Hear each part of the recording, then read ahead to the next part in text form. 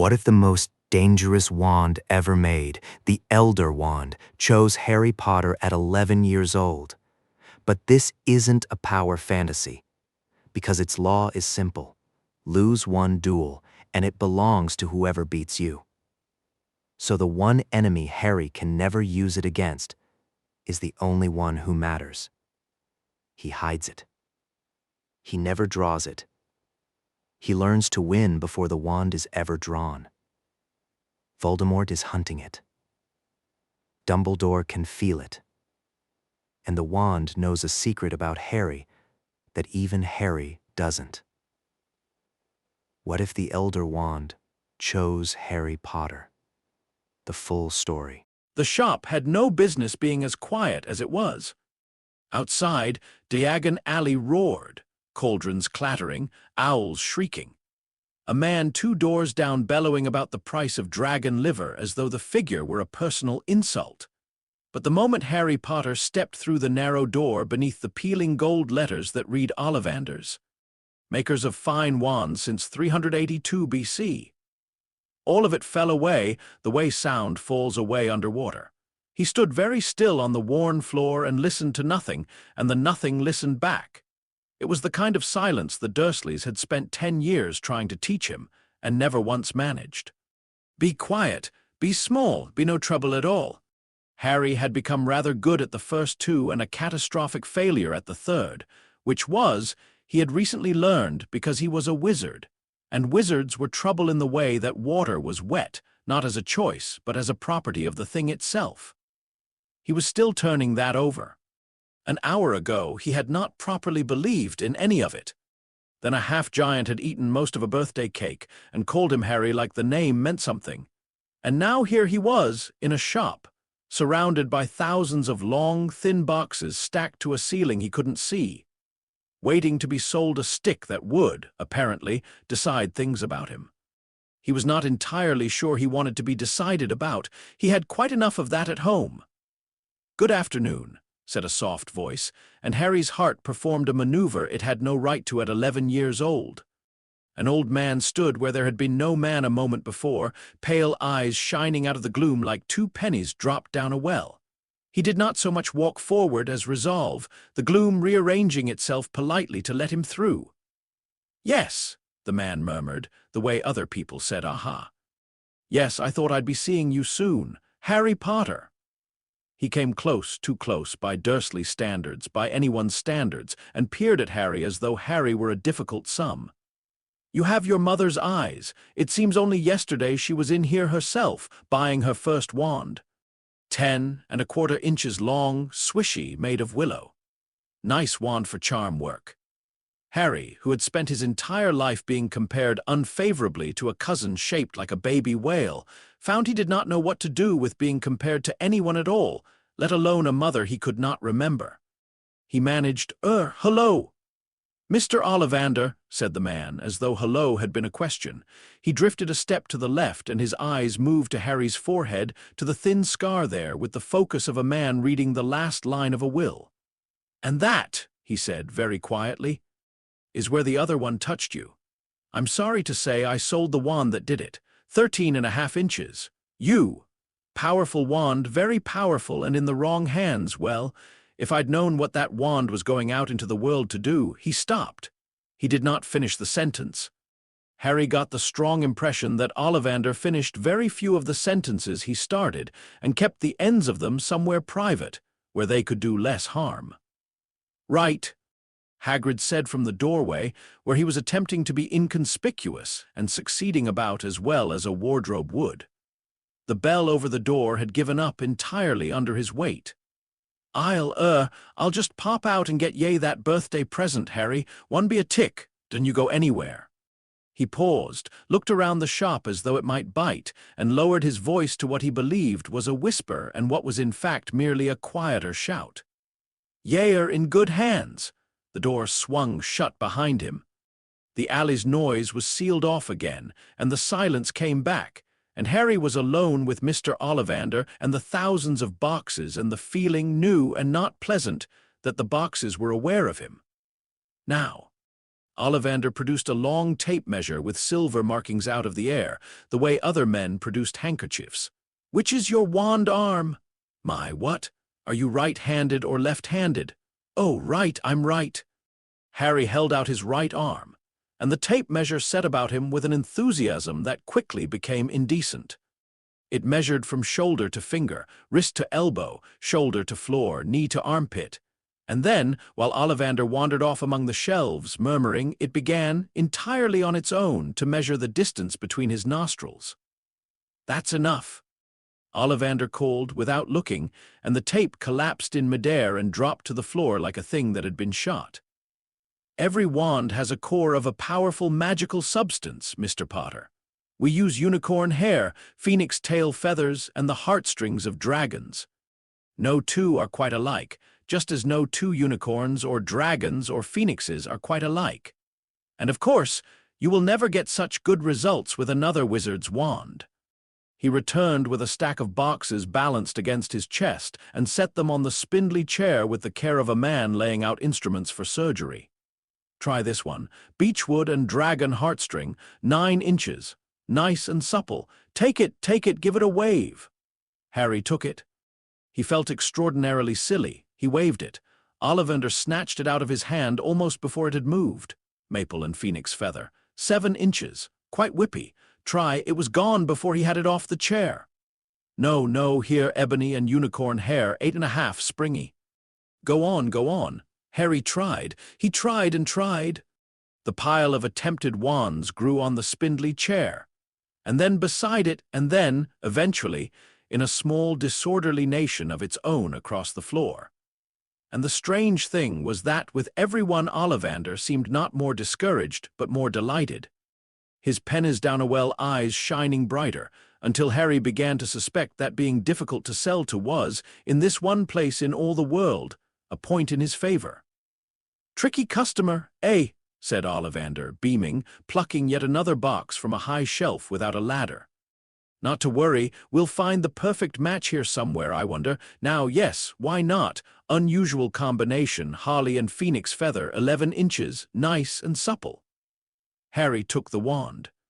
And the silly feeling, the feeling of being a small boy waving a stick in a dim shop, lifted clean off him like a sheet pulled from a piece of furniture.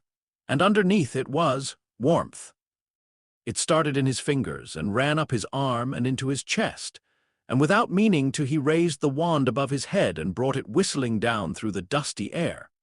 And a stream of red and gold sparks shot from the end like a small firework, throwing dancing spots of light onto the walls and the shelves and Ollivander's upturned, satisfied face.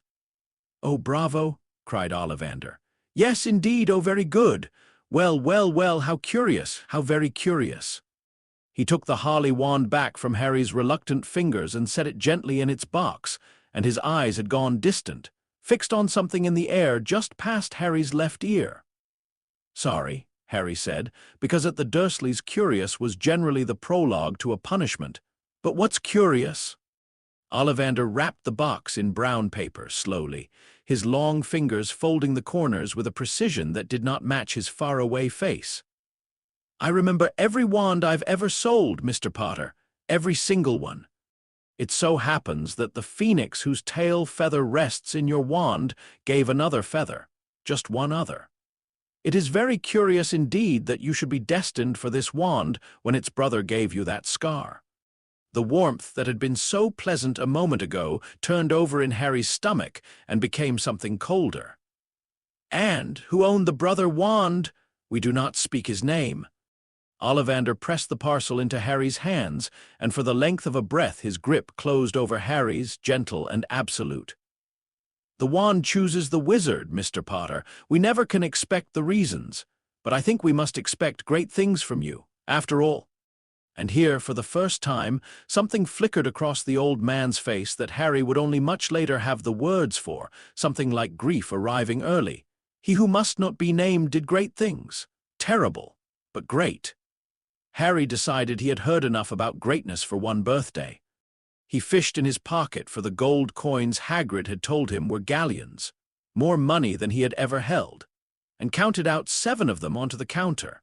and was on the very point of turning toward the door, toward the noise and the sunlight and the comfortable, ordinary chaos of the alley, toward Hagrid and an ice cream and a birthday that had, on balance, gone extraordinarily well, when the shop spoke. That was the only way Harry could ever describe it afterward to the small number of people he could describe it to at all. The shop spoke, not in words.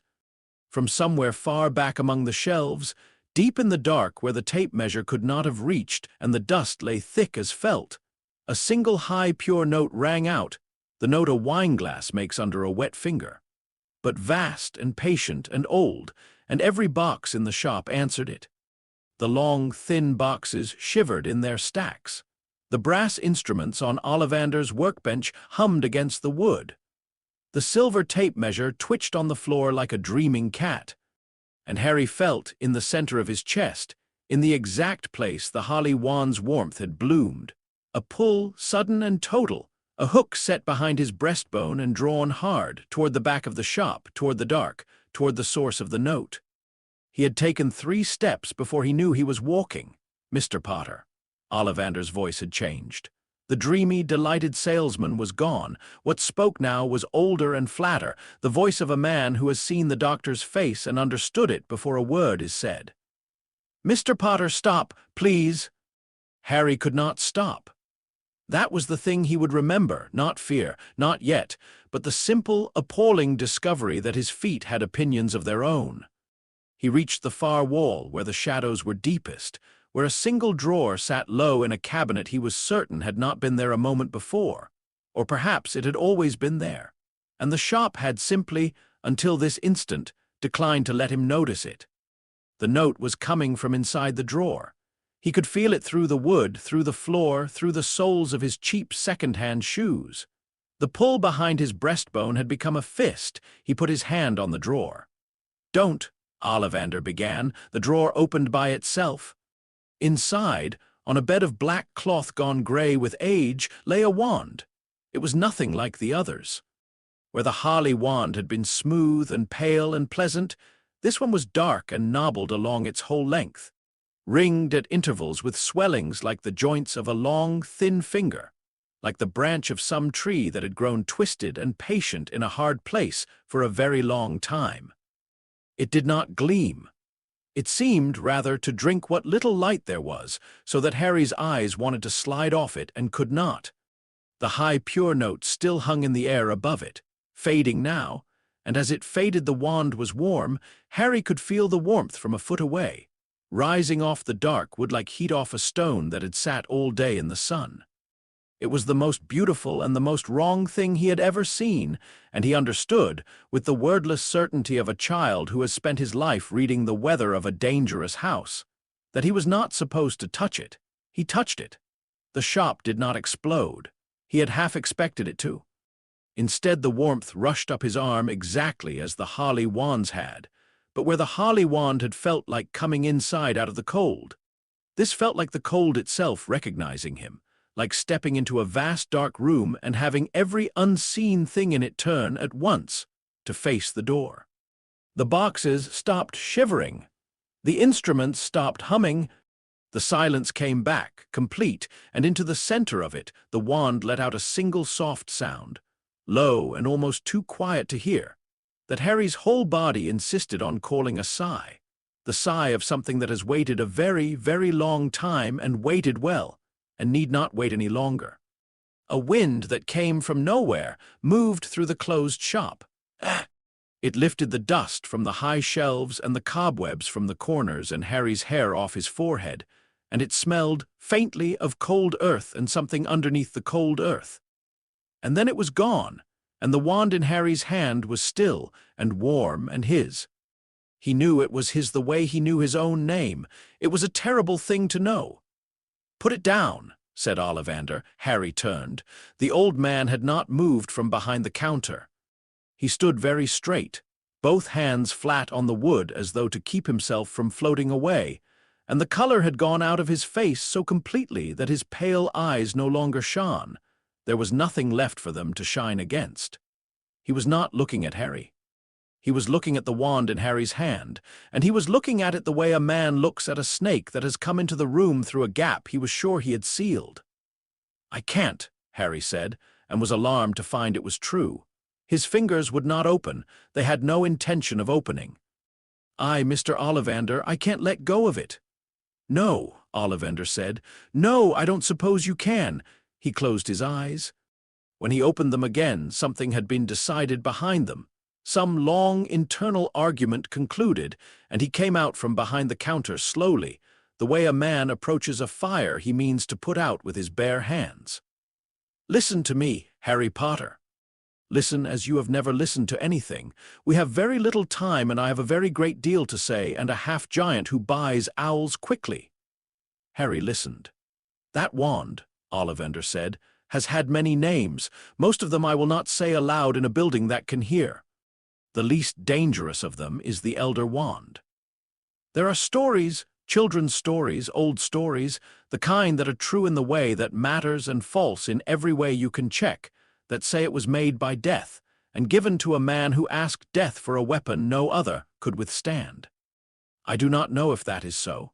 I know only this, which is not a story. It is the most powerful wand that has ever existed, and every single wizard who has truly mastered it has been murdered for it. Everyone, without exception. For longer than there has been a Diagon Alley to stand in. The wand passes by conquest, Mr. Potter. It goes to the hand that defeats the hand that held it last, and so its history is not a history of wizards. It is a history of murders, each one wearing the last one's robes." Harry's mouth was very dry. "How?" he said. "Did you get it?" A long pause. "It came to me," Ollivander said at last, "and I will not say how, except that I did not earn it, and that I have spent 30 years failing to be rid of it. It will not be sold. It will not be burned. I have tried, and the fire would not take. It will not be given. I have tried that too, and the men I tried to give it to it would not have, and I came to be very glad of that. So I locked it in the dark, in a drawer in a shop that forgets it is there, and I waited, because a thing like that does not let you do anything but wait. I waited for the hand it would answer to." He looked at Harry's hand, closed white-knuckled around the dark wood. "I did not think it would be a child's. I confess I had rather hoped it would be no one's at all. But I didn't conquer anything," Harry said. The unfairness of it, the sheer wrongness of it, was rising in him now over the fear, hot and useful. "I'm 11. I've never beaten anyone in my life. I couldn't beat my cousin Dudley at anything, and he's an idiot. You said it goes by murders, by winning, and I haven't won anything, so it's a mistake. It's got the wrong person. Just take it back. It does not make mistakes." Ollivander's voice was very gentle, and that was somehow worse than if he had shouted. "It made none today. There is a law older than conquest, Mr. Potter, older than the law of the strong hand. It is a law of blood, and it sleeps for centuries because the blood it answers to is so very nearly gone from the world. I had read of it. I did not believe in it. I believed in it less than I believed in the part about death." He drew a breath. "There is something in you that the strongest wand ever made looked at, in a sealed drawer, through a foot of oak and 3 decades of dust, and recognized. It did not choose you the way the holly wand chose you an hour ago with sparks and warmth like a friendship. It recognized you the way a thing recognizes something it is part of." "Part of," Harry repeated. The words sat wrong in his mouth. "I do not know the whole of it." For the first time, Ollivander would not meet his eyes, and Harry understood that the old man knew more than he was saying, and had decided, for reasons of his own, that an 11-year-old should not carry the whole weight of it out of the shop on his birthday. "I know it more than I would like. There is something the wand felt in you that is also elsewhere. Twice in this shop today I have felt the shadow of 2 souls where there should be one, and I am too old and too frightened to look at it any harder. You asked me who owned the brother of your holly wand. I told you we do not say his name. Understand me, Harry Potter. If he should ever learn what your hand closed around today, he will not rest, he will not eat, he will not stop, until the wand passes to him by the only means it passes by. And he is the only living soul with a claim on it that might rival your own. The cold that had been turning over in Harry's stomach since the word murdered settled now into something hard and clear. He was 11. He had owned a wand for 4 minutes. And he understood completely the shape of the trap that had closed around him in the dark at the back of a wand shop. That he was now in possession of the single most coveted object in the world, and that possessing it meant precisely nothing except that everyone who wanted it, and Ollivander had made it sound as though everyone who knew of it would want it, now had an excellent reason to kill him for it. It was, he reflected, with the gallows humor that 10 years of cupboards had ground into him in place of a sense of safety, very on brand for his life. He had been a wizard for one day. He had been the master of the deadliest wand in history for one wand shop. He had not yet finished his first ice cream. "All right," he said. His voice came out steadier than he had any right to. "So what do I do?" Ollivander looked at him then, really looked, the pennies gone bright again, and there was in his face a kind of awful respect, the respect of an old man for a young one who has understood something terrible faster than he should have been able to. "You hide it," he said. "That is the whole of my counsel, and it is worth more than everything else I have ever said in this shop. You hide it, Mr. Potter, as you have never hidden anything, and you do not tell a single soul, not a friend, not a teacher, not the great and good men who will want very much to help you and would be the death of you with their helping. The wand is loud. Its magic has a voice, you heard it. A moment ago, the whole shop heard it, and there are wizards in this country skilled enough to hear that voice across a room, across a castle, and to know it for what it is. The headmaster of your school is one, so you will not use it. You will carry it, because it will not let you do otherwise, but you will carry it the way you carry a secret and not the way you carry a sword. And in the eyes of the world, your wand, the wand the world will see you raise, will be this." He fetched the brown paper parcel from the counter, the holly and phoenix feather, and pressed it back into Harry's free hand, the ordinary hand, the one that could still open. 11 inches holly, phoenix core. A fine wand, a true wand, and it did choose you. That was real, that was yours, all of it. You will use it for everything. You will learn your lessons with it and win your little victories with it and let the world watch you do it. And the other. His eyes went, once, to the dark knobbled length in Harry's white-knuckled fist. The other you will keep where no one looks, and you will pray every day that the day never comes when you must choose between using it and dying, because, Mr. Potter, hear me, this is the heart of the whole matter, and I will say it once.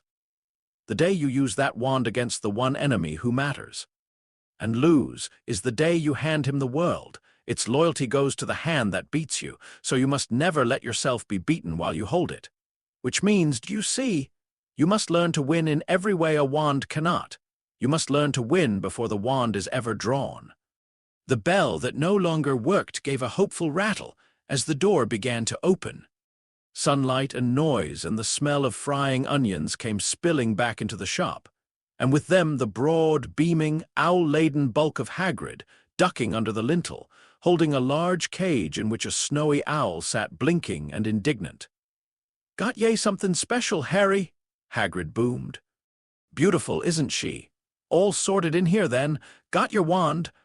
For one suspended moment, Harry stood at the back of the shop with 2 wands in his 2 hands and a secret already too big for his chest. And Ollivander stood between him and the door, and the old man's pale eyes held his and asked a question that an 11-year-old should never have had to answer. Harry slid the dark wand up the sleeve of his oversized jacket, where it lay cold and patient against his forearm, and he held up the brown paper parcel, and he smiled the smile he had spent 10 years perfecting. The smile that said nothing is wrong. Nothing is ever wrong. Please look somewhere else. Yeah, he called back, and his voice did not shake, and he was distantly, grimly proud of that. All sorted, got my wand, knew ye would. Hagrid was already turning back toward the door, toward ice cream and the long, bright afternoon.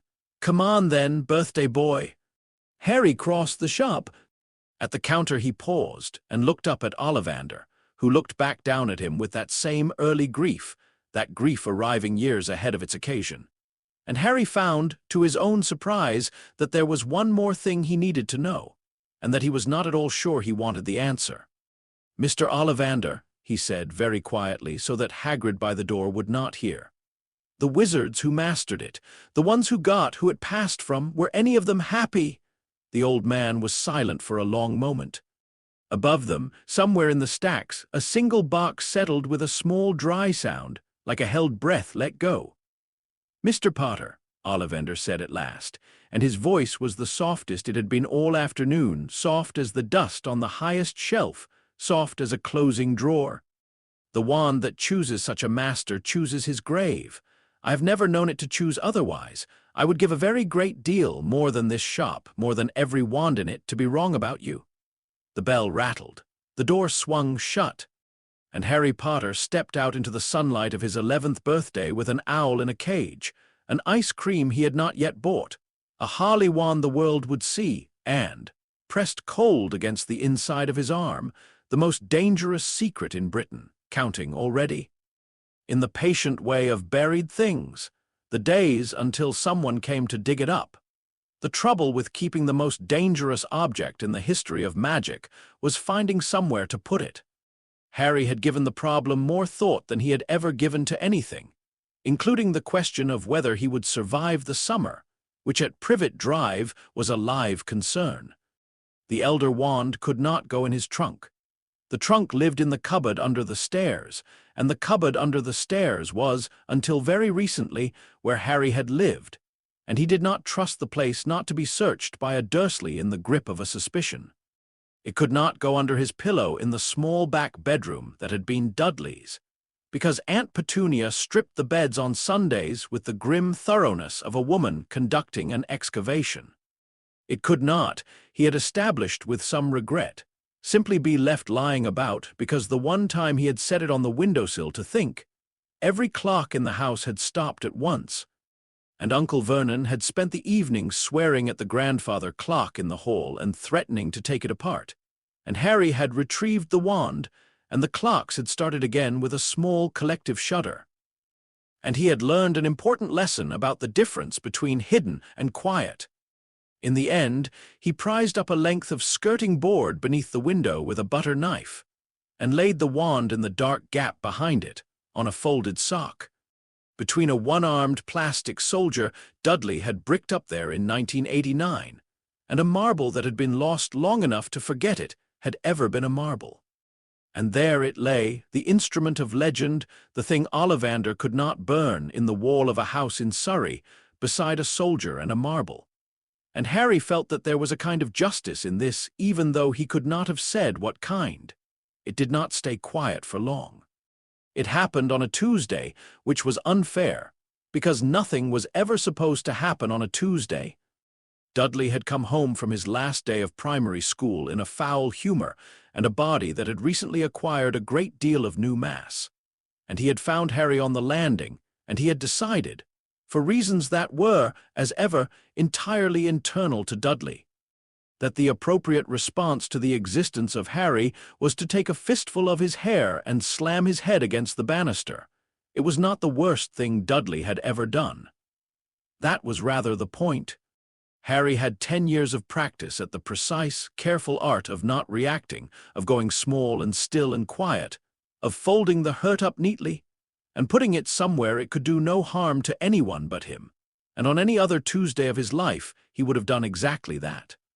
But the wand was 4 feet away, behind the skirting board, asleep on its sock, and when the pain flared white behind Harry's eyes and the old hot helpless fury came up his throat the way it always had and always uselessly did, the wand woke. Harry felt it. That was the horror of it. He felt the thing answer him through 4 feet of plaster and wood and a folded sock, felt the warmth he had touched in Ollivanders reach out across the room and take hold of the small, furious, wordless magic in his chest. The magic that had once turned a teacher's wig blue, that had once put him on a roof and multiply it the way a lens multiplies a beam of sun until paper smokes. He had time to think, with the clear, strange slowness of the worst moments. Oh no, the landing window did not break. It left. The entire frame, glass and wood and the curtains Aunt Petunia had run up herself. tore out of the wall and went sailing into the front garden, where it demolished a substantial portion of the rose bed and came to rest, more or less intact, in the bird bath. Every door upstairs slammed at once, hard enough to crack the frame of the bathroom door. Dudley's fist opened. Dudley sat down very suddenly on the landing carpet, his face the color of cold porridge. And from somewhere far below, from the kitchen, came the sound of Aunt Petunia's good china. The entire set, the wedding set, the set that was brought out for company and otherwise guarded like the crown jewels, leaping as one from the dresser and shattering on the floor in a long, bright cascade that went on for what seemed an extraordinarily long time. Then it was over. The wand, behind the skirting board, went still and warm and satisfied. And Harry stood on the landing in the sudden roaring silence, his scalp stinging, his hands shaking, and understood, really understood in his body and not just his head, what Ollivander had been trying to tell him in the shop. The wand is loud. He had thought he understood that. He had pictured vaguely that if he ever used it, if he ever stood and raised it and said a spell, it would be loud. He had not understood that it did not wait to be used. He had not understood that it was part of him now, the way Ollivander had said, and that everything he was, every flare of temper, every spike of fear, every unguarded thing ran into it and came back out 100 times the size. He could not afford to feel things. He, who had spent his whole life perfecting the not feeling of things, who had thought that the worst of that was behind him now that he was a wizard and going away. He had been handed the one situation in the world where the careful Dursley-trained deadness was not a wound, but a tool. The smallness, the stillness, the folding up. He was going to need all of it, it was, he thought, looking at the wreckage of the rose bed through the hole where the window had been, possibly the single most depressing thought he had ever had about being a wizard. Uncle Vernon told the neighbors it had been a gas explosion. The neighbors did not believe him, but the alternative, that the boy had done it, was one Uncle Vernon could not say aloud and the neighbors could not have understood. And so a comfortable fiction was agreed upon by all, and the window was replaced, and the china was not. And Harry spent the rest of the summer being even quieter than usual, which the Dursleys took for fear, and which was, in fact, discipline. He practiced. He sat in the small bedroom with the wand pressed cold against his forearm. He had taken to carrying it there, against the skin, because he had read in one of his new schoolbooks that you should keep your most dangerous thing where you could feel it, and also because he no longer trusted the skirting board and he practiced not flinching, not flaring, not letting the hot thing up his throat. He got better at it. He got frighteningly good at it, and some nights, lying in the dark with the wand against his arm like a splinter of winter, he wondered what it was doing to him, to become a boy who could not afford to feel his own feelings, and then he made himself not wonder that either. This was the state of him, 11 years old, secretly armed and methodically teaching himself to be hollow, when the 1st of September came. And a barrier at King's Cross that looked like solid brick turned out not to be, and Harry Potter stepped onto platform 9 3/4 and into the loudest, brightest, most crowded place he had ever seen, and felt, for the first time in his life, that he might actually have somewhere to go. He found a compartment near the end of the train that was empty except for a boy with red hair and a smudge of something on his nose, and the boy looked up and said, "Anyone sitting there? Everywhere else is full." And Harry said no, and that was how he met Ron Weasley, and that was the moment Harry first understood, with a fresh and specific pain, exactly what Ollivanders tell no one was going to cost him, because Ron was easy. That was the thing. Ron had a face that hid nothing. Every thought Ron had walked straight across it, in order, like a procession. And within 20 minutes Harry knew that Ron had 5 older brothers and a younger sister, that the family was poor in a way Ron clearly hated and clearly loved them through anyway, that the rat asleep on his knee was called Scabbers and was useless, that the corned beef sandwiches his mother had made were dry and he was sick of them, and that he, Ron Weasley, would have given a year of his life to be Harry Potter for an afternoon. Ron held nothing back, and he held it back from no one, and he offered all of it to Harry across a compartment with the open, ordinary generosity of someone who has never once in his life had to wonder whether it was safe to be known. And Harry sat with the most dangerous secret in Britain pressed cold against his forearm, and gave back nothing. Oh, he gave back plenty. He gave back the cupboard under the stairs, and Dudley and the Dursleys, and Ron's eyes went wide and indignant in all the right places. But the real thing, the thing that mattered, the thing sitting against his skin, he folded up and put away, exactly as he had taught himself to all summer, and he watched Ron not know, and he found that the not being known, which he had practiced so hard, did not feel like safety now. It felt like a window of his own, sailing slowly out into a garden, with the two of them on opposite sides of the hole where it had been. When the witch with the trolley came round, Harry bought everything, all of it, every sweet on the cart, more than two boys could eat in a week, and dumped it on the seat between them, because it was the one thing he had that he could give honestly. And Ron's face did the procession thing and arrived, finally, at something quiet and grateful and slightly overwhelmed. And they ate chocolate frogs until the floor was littered with cards. And for a little while, with his mouth full and Ron laughing at a card that wouldn't sit still, Harry let himself almost forget the cold weight on his arm. Almost. The compartment door slid open while they were debating whether a Bertie Bott's bean was toffee or earwax, a question that could only be resolved empirically, and was, with regrettable results, and a girl was standing in the doorway. She had a great deal of brown hair and a face arranged into the particular expression of someone who has read the rules and intends to be the one who knows them. "Has anyone seen a toad? A boy named Neville's lost one." Her eyes went round the compartment, taking inventory, the sweets, the cards, Ron's wand, which he had been about to use on Scabbers. All of it filed and sorted in about a second and a half, and landed last on Harry and stayed there, a half-beat longer than they had stayed anywhere else. "You're Harry Potter," she said. It was not a question. "I'm Hermione Granger. I've read all about you. You're in modern magical history and the rise and fall of the dark arts and—" She stopped. Her eyes had narrowed, very slightly, the way a person's eyes narrow when a sum has come out wrong and they are not yet sure which line the error is on. "You look smaller than I expected," she said, which was rude, and then, before Harry could decide whether to be offended, she added more slowly, almost to herself, "And you keep touching your arm." Harry's hand, which had drifted to his left forearm without his permission, stopped. "My arm's fine," he said. "I didn't say it wasn't." Hermione looked at him for one more moment with that narrowed, recalculating look, and Harry held her gaze and gave her the smile, the "nothing is wrong.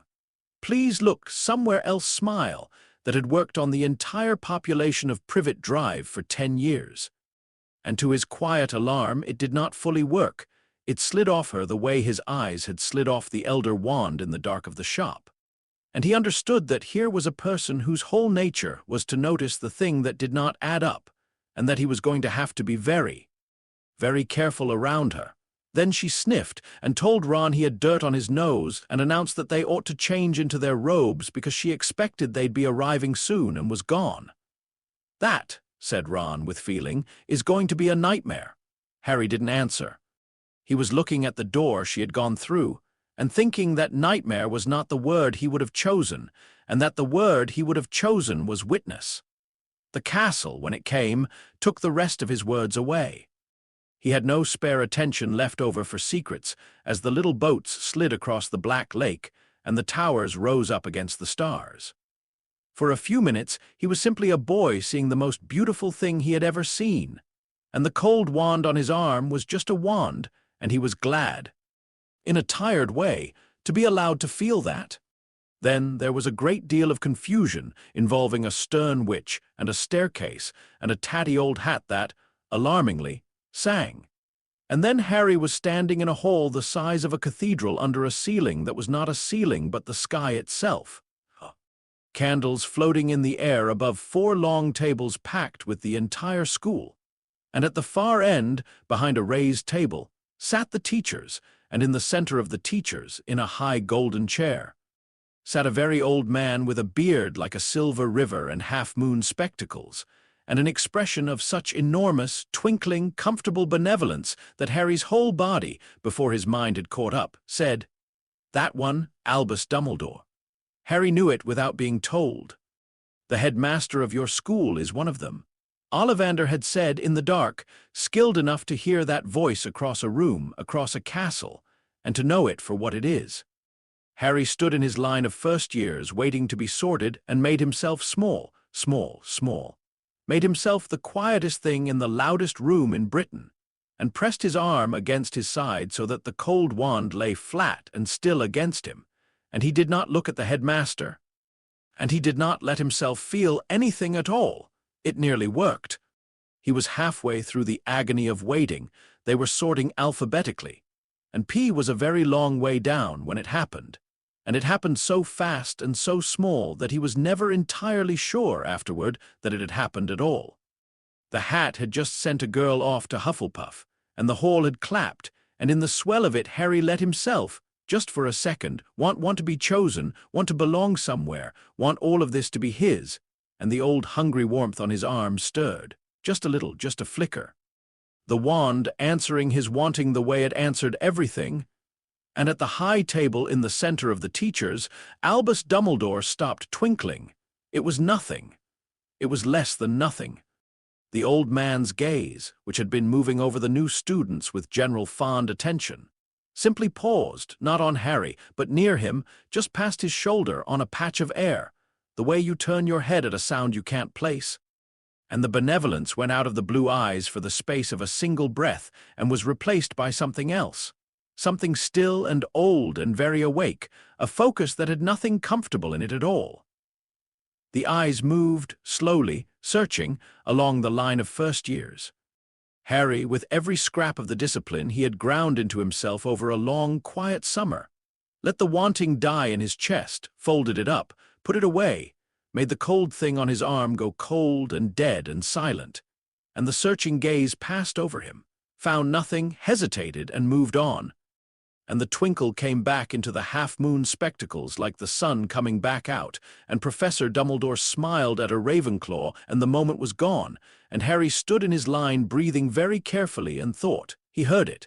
He heard it, and he didn't find it. This time. "Potter, Harry?" The whispers ran round the hall like wind through wheat. "Potter! The Harry Potter!" And Harry walked to the stool on legs that he was distantly impressed to find still worked, and the hat came down over his eyes, and a small voice spoke in his ear about courage and a thirst to prove himself, and a mind not bad at all. "Oh, and what's this?" And Harry felt the hat brush, lightly, curiously, against the edges of the thing he was hiding, felt it begin to turn toward the cold secret on his arm the way everything turned toward it, and he thought, with all the force he had, "Gryffindor, please, just Gryffindor, don't look there, please," and the hat, perhaps out of mercy, and perhaps merely because it had a great many children to sort, withdrew and said, into his ear and then into the hall, "Gryffindor!" The table on the left erupted. Ron's brothers were shouting, "We got Potter! We got Potter!" And Harry stumbled toward them and sat down among hands, clapping his back. And across the hall Hermione Granger, already sorted into Gryffindor and 3 seats down, gave him a small, narrow, thoughtful nod.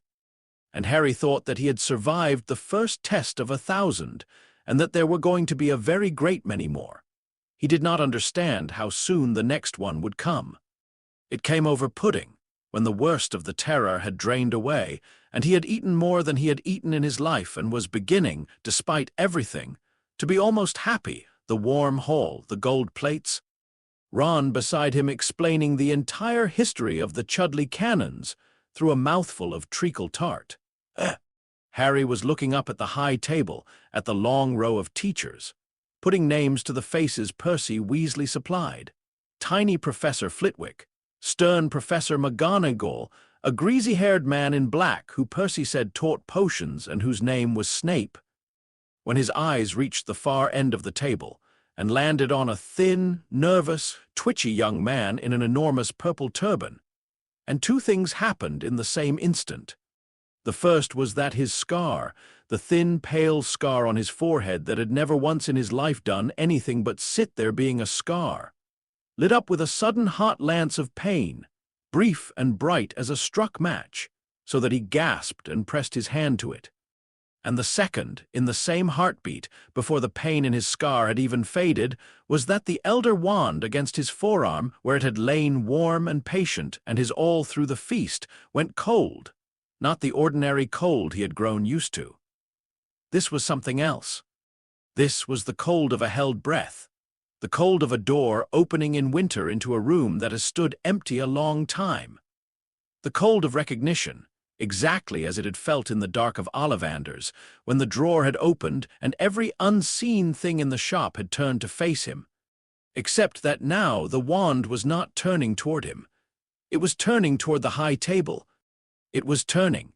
Harry understood with a slow horror that climbed his spine one vertebra at a time, toward the thin, twitchy man in the purple turban, with the focus of a thing that has caught, across a crowded room, the one scent in all the world it has been waiting a very long time to catch. "You're right," said Ron through treacle tart. "You've gone a funny color." "Who's that?" Harry heard himself say. His own voice sounded very far away.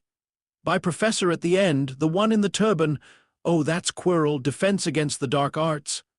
Bit of a wreck. Fred says he stammers something awful, met a vampire on his holidays and never been right since." Ron shrugged and went back to his tart. "Why?" Harry did not answer, because he could not, because his scar was still aching and the wand against his arm was a sliver of pure midwinter, and somewhere underneath the noise of 500 children eating pudding Harry could have sworn. He would never be sure. He would tell himself for weeks that he had imagined it, that he heard, very faint and very low, coming up out of the cold wood against his skin, the smallest sound in the world. The sound it had made in the shop in the dark when his hand first closed around it. A sigh. Only this time it was not the sigh of a thing that has finished waiting. It was the sigh of a thing that has found, at last and very far away, the one other hand in the world that might take it from him. Across the great hall, under the floating candles and the painted stars, Professor Quirrell turned his head slowly and looked straight at Harry Potter and smiled. A small, nervous, twitching smile, perfectly ordinary, the smile of a harmless, frightened man, and Harry smiled back. The old Privet Drive smile, nothing is wrong, please look somewhere else, and pressed the freezing wand hard against his arm to silence it, and thought, with a calm that frightened him more than any amount of panic could have, "He doesn't know it's me. Not yet, but the wand knows him. And I am going to have to find out why before it tells him first." Harry discovered, over his first 2 months at Hogwarts, that the hardest part of having the most powerful wand in the world was being bad at magic on purpose. It went against everything. Every lesson was an invitation to be good, to be seen to be good, in a castle full of children who were good and were praised for it. And Harry, who had spent 11 years being good at nothing in front of anyone, found a small, hungry part of himself wanted very badly to raise his hand. But he could feel the holly wand in his fingers and the cold wand against his arm, and he could feel, behind both of them, Albus Dumbledore somewhere in the castle with his half-moon spectacles and his patient blue eyes. And so Harry did in lessons what he had done his whole life at Privet Drive. He was careful. He learned the spells. He let them come out small and ordinary and a half-second late, a fraction less than he was capable of, the magical equivalent of a boy who could run but chose to jog. He let Hermione's hand shoot up first every time, which was no great effort, because Hermione's hand shot up before the question had finished being asked, like a thing with its own opinions. He was, in short, deliberately unremarkable, and it was exhausting in a way that nothing at the Dursleys had ever quite been. Because at the Dursleys, the smallness had been to avoid pain, and here it was to avoid being good, and there is a particular loneliness in being good at something in secret, in front of people who would have liked you better for it. The strain told on his friendships, such as they were. Ron was an easy friend and a loyal one, and entirely happy to spend an evening telling Harry the rules of wizard chess. But there was a place in every conversation where Harry stopped, a little before the place where other people kept going, and Ron felt it without naming it. The way you feel a step that isn't there. And Hermione was not a friend at all yet. Hermione was a problem Harry had not solved. She watched him. She had not said another word about his arm since the train. But he caught her, sometimes in the library or across the common room, looking at him with the narrow, recalculating expression of a person whose sum has not come right, and who will not, give up on the line where the error is. Harry had begun to think of her as the cleverest person he had ever met, and the single greatest threat to his life, in roughly that order, and he was not at all sure the order was correct. It came to a head on Halloween, as so many things did, and it came to a head because of Ron, who could not, it transpired, hold a thought back to save his life, which was, in fairness, most of why Harry liked him. They were filing out of Charms, where Hermione had spent the lesson correctly levitating a feather while Ron set his on fire, and Ron, sore about it, said the thing. "It's no wonder she's got no friends. She's a nightmare, honestly." A little too loudly, and a half-second before Hermione passed close enough to hear, and her face did something quick and terrible, and she shoved between them with her eyes very bright and was gone down the corridor. Harry should have said something. He knew it. He had the words ready, Ron, that was rotten. Go after her, and they were good words, and they were true. And he did not say them, because the part of him that said the kind, true thing at the kind, true moment was the same part he had spent a summer teaching to stay folded up and quiet. And he could no longer always find the latch. He felt the failure of it like a small, cold stone going down. "That's what it costs," said a voice in him that sounded unpleasantly like Ollivander. "That's what the hiding costs. It doesn't only cost you the wand, it costs you the rest." He did not find out until the Halloween feast that Hermione had spent the whole afternoon crying in the girls' bathroom and had not heard the news. Nobody had told her there was a troll in the dungeons.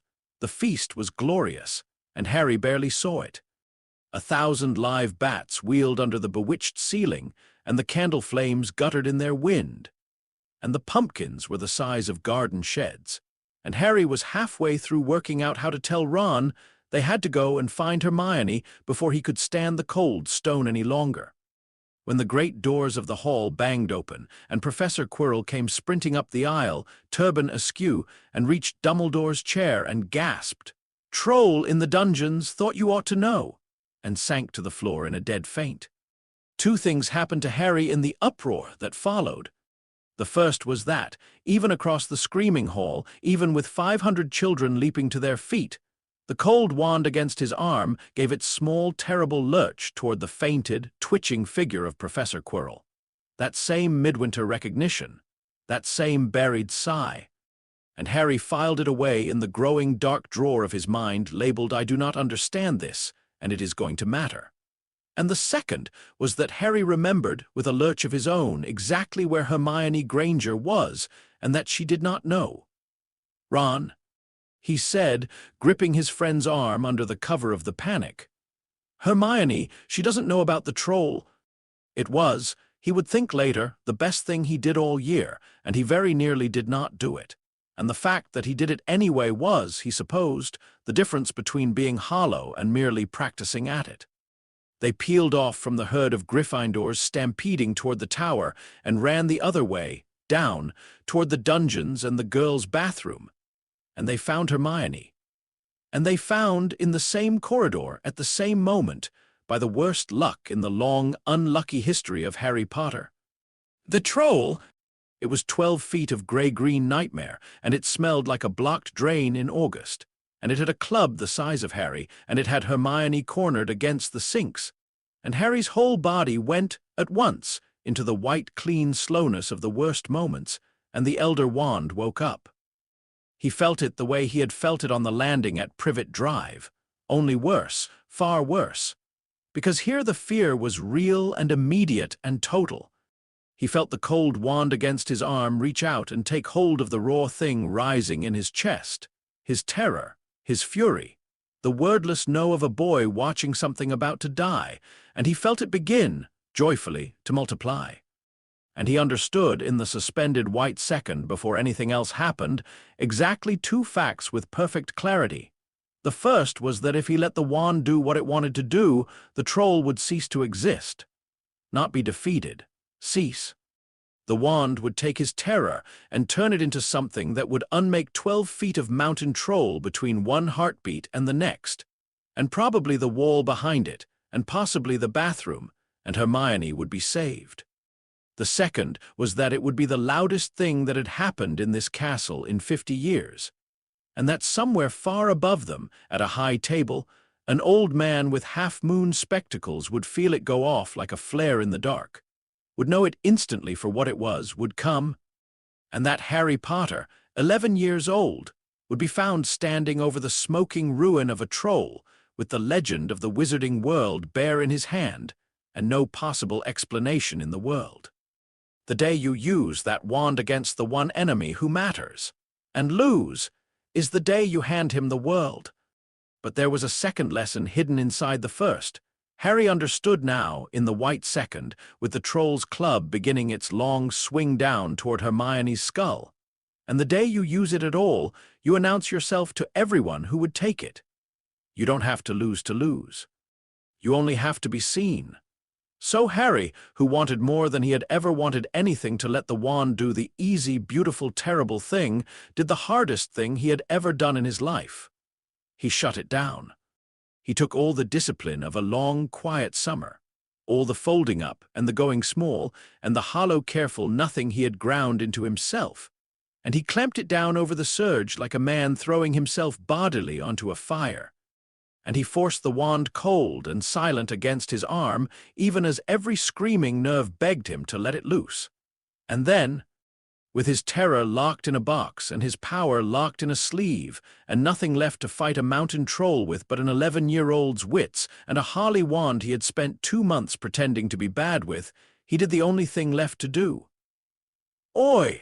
he bellowed, and threw a tap. It was not a good plan. It was barely a plan at all. But the metal tap, wrenched off the sink and flung with all the desperate force of an arm and not a wand, caught the troll on the shoulder. And the troll, which had the intellectual range of a particularly stupid boulder, forgot about Hermione and turned slowly, terribly, toward the new and confusing thing. What followed was less a battle than an extremely violent accident. Harry, who had learned over 11 years exactly how to make a much larger and much stupider opponent chase the wrong thing, ran, drew the troll off, ducked under the swing of the club, shouted at Hermione to move, get out, run, and Hermione, who had been frozen, unfroze.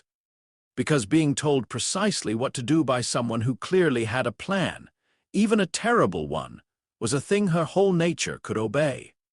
And Ron stood in the doorway with his wand out, and his face white and a single spell in his head that he had failed to do all afternoon. The spell about the feather, and Hermione, scrambling clear, screamed the correction at him across the chaos. Swish and flick! Wingardium Leviosa! And Ron, terrified, furious, perfect, pointed his wand at the troll's own club where it hung at the top of its swing and got it right. The club rose out of the troll's hand. It hung in the air for one absurd, weightless moment. And then Ron let it fall, and it came down on the troll's own thick skull with a sound like a dropped cathedral, and the troll swayed and toppled and hit the stone floor full length and was still. Silence. 3 children breathing like bellows, a troll like a felled grey hill. And then, and this was the part Harry would lie awake over for a week, as the dust settled and the torches along the corridor guttered down from the wind of the great body's fall. One of them did not gutter. One torch, the one nearest Harry, the one his shoulder had nearly brushed as he hauled the troll's attention away, one torch flared. Not orange. White. A single hard white flame, cold and wrong and a foot tall, that flickered for half a second over the scene and then sank back to ordinary orange as though it had never been. It was nothing. It was the smallest possible leak, the last unspent fraction of the surge Harry had clamped down, finding the only crack he had left it, bleeding harmlessly out through a torch. It was over before it began. But Hermione Granger had been looking at exactly that torch, because she had been looking the whole time with the part of her mind that did sums, at the boy standing under it, at the boy who had thrown a tap and run the right way and shut something down behind his eyes at the very moment the troll turned, the boy whose Harley wand had never left his pocket through the entire fight. And Harry saw her see it. He saw the white flame reflected for half a second in her wide brown eyes, and he saw the sum in that half-second finally come out, not the whole sum, not the answer, but the shape of it.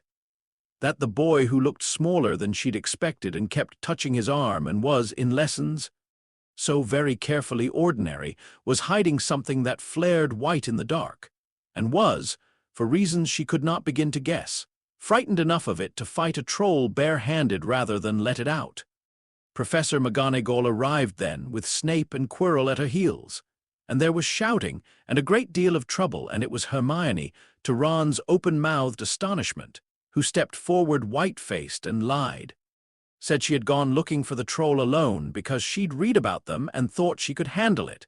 Said the boys had come to save her. Took the blame and the lost points and the cold disappointment of her head of house full in the chest and did not so much as glance at Harry while she did it. She lied for them. She lied.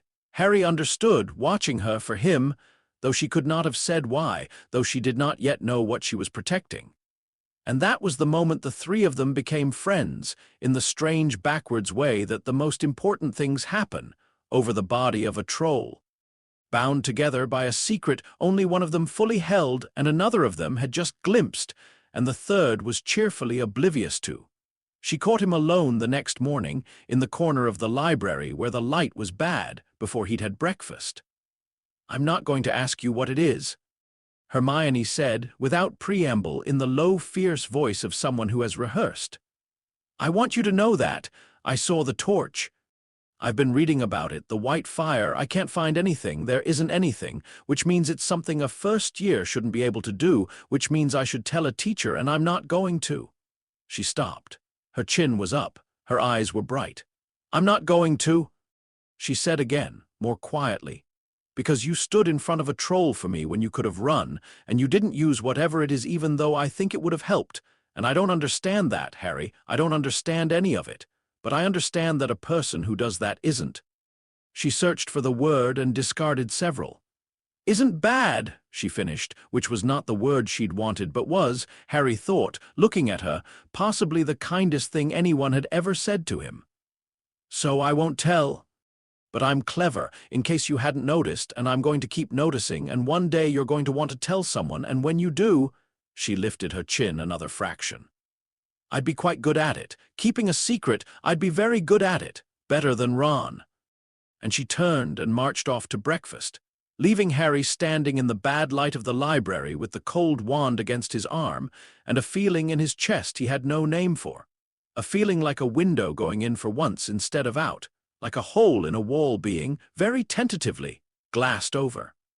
And the dangerous, disarming, entirely new thought that the cleverest person he had ever met and the single greatest threat to his life might, just possibly, be the same thing he most needed, which was a person who knew there was a thing to keep. He did not tell her. He was not ready, and the wand was not a thing you handed to someone you'd known for 2 months over the corpse of a troll. But something in him, that morning, stopped thinking of Hermione Granger as a problem. The wand was a different matter, and the wand was getting worse, because the next test came from the direction Harry had least defense against, which was kindness. It was a week later, and Harry was coming back alone from the owlery in the blue evening cold, and Professor Dumbledore was simply there on the path, as though he had grown out of it, his beard silver in the dusk, looking up at the first stars with the comfortable air of a man who owns them. "Ah, Harry," he said, as if they met here every evening. "A fine night for posting letters. Walk with me." And it was not a question, and Harry walked with him, the cold wand suddenly very heavy and very awake against his arm. The old man talked of small things, of owls, of the cold coming early this year, of a sherbet lemon which he offered and Harry refused, and all the while Harry felt the half-moon eyes turn toward him, kind and twinkling and bottomlessly patient. and felt the questions hidden inside the kindness like hooks inside bait. "And how are you finding your lessons, Harry? Your wand serves you well, I hope." "Harley and Phoenix," Garrick tells me, "a fine wand, a loyal wand. Is it everything you'd hoped?" And Harry answered everyone, small and ordinary and a half-second late. The jog instead of the run. "Yes, sir, very well, sir. It's a lovely wand, sir." And gave the old man the privet drive smile. "Nothing is wrong, please look somewhere else."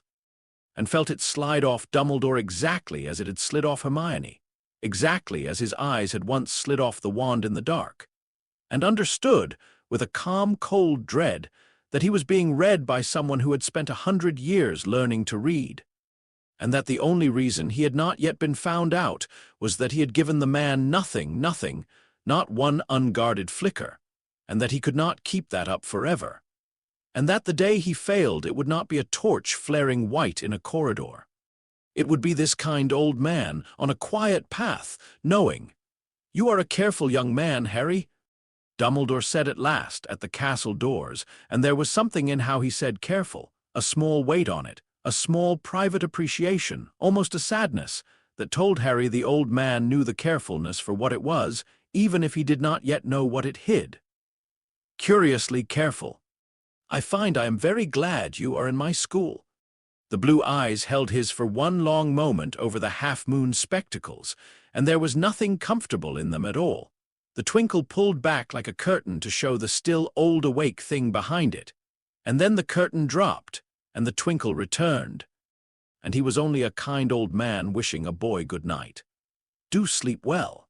And Harry," this as Harry reached the door, "if ever you find you are carrying something too heavy to carry alone, my door is rarely locked. I have carried a heavy thing or two myself in my time. They do not get lighter for the hiding, quite the reverse." And he was gone into the dark, humming, and Harry stood at the doors with his heart going hard and thought, "He is the kindest man I have ever met, and he is more dangerous to me than the troll, and he just told me so, and he meant it kindly, and that is the most frightening thing of all." The fuse, though Harry could not have known it, had already been lit, far away and a week before, in a narrow shop in Diagon Alley. He learned of it sideways and small, as you learn of the worst things, in a letter from Hagrid, of all people, 3 careless lines about nothing. Asking was Harry well, and was he eating, and oh, and Yale never guess. All Ollivanders shut up the shop sudden, gone away, no notice. Tom at the Cauldron says a feller was round there a week back askin' funny questions about old wands, the real old kind, and Ollivander shut up 2 days after a nobody seen him. That was all. 3 careless lines. Harry read them 4 times in the empty common room with the fire dying, and felt the cold wand against his arm, and understood that the one other living soul who knew what he carried had been asked questions about old wands by a man nobody could name, and had then vanished. And that vanished was a word that could mean fled, and could mean taken, and that Harry had no way on earth to know which. That was the night Harry made the decision that would, in the end, save his life, though he did not know it then either. He sat alone by the dying fire, long after Ron had gone up, and he thought it all through slowly, the way he was learning to think everything through now. The wand could destroy a troll.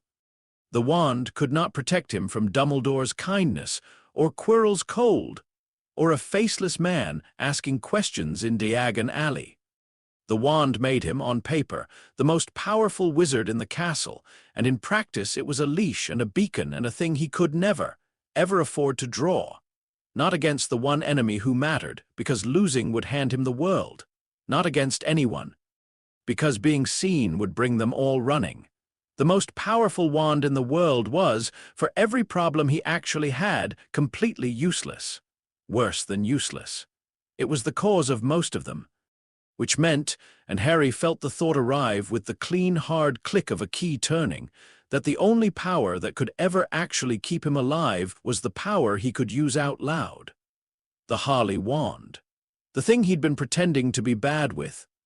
Every spell he half-cast, every lesson he jogged through, every hand he didn't raise, he'd been protecting his secret by being weak, and his secret didn't need him to be weak.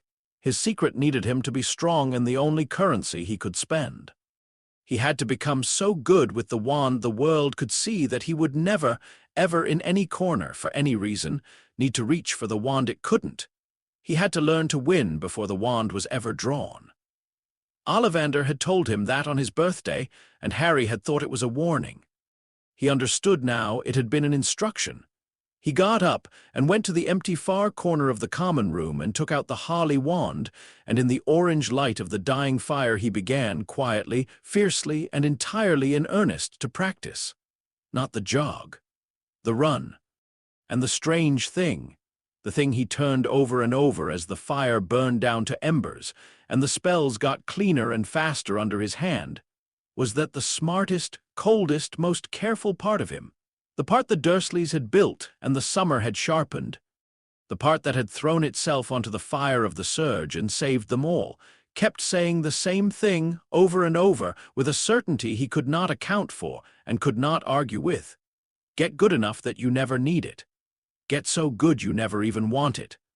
Because the day you want it, the fire popped, an ember died, is the day it gets what it's been waiting for.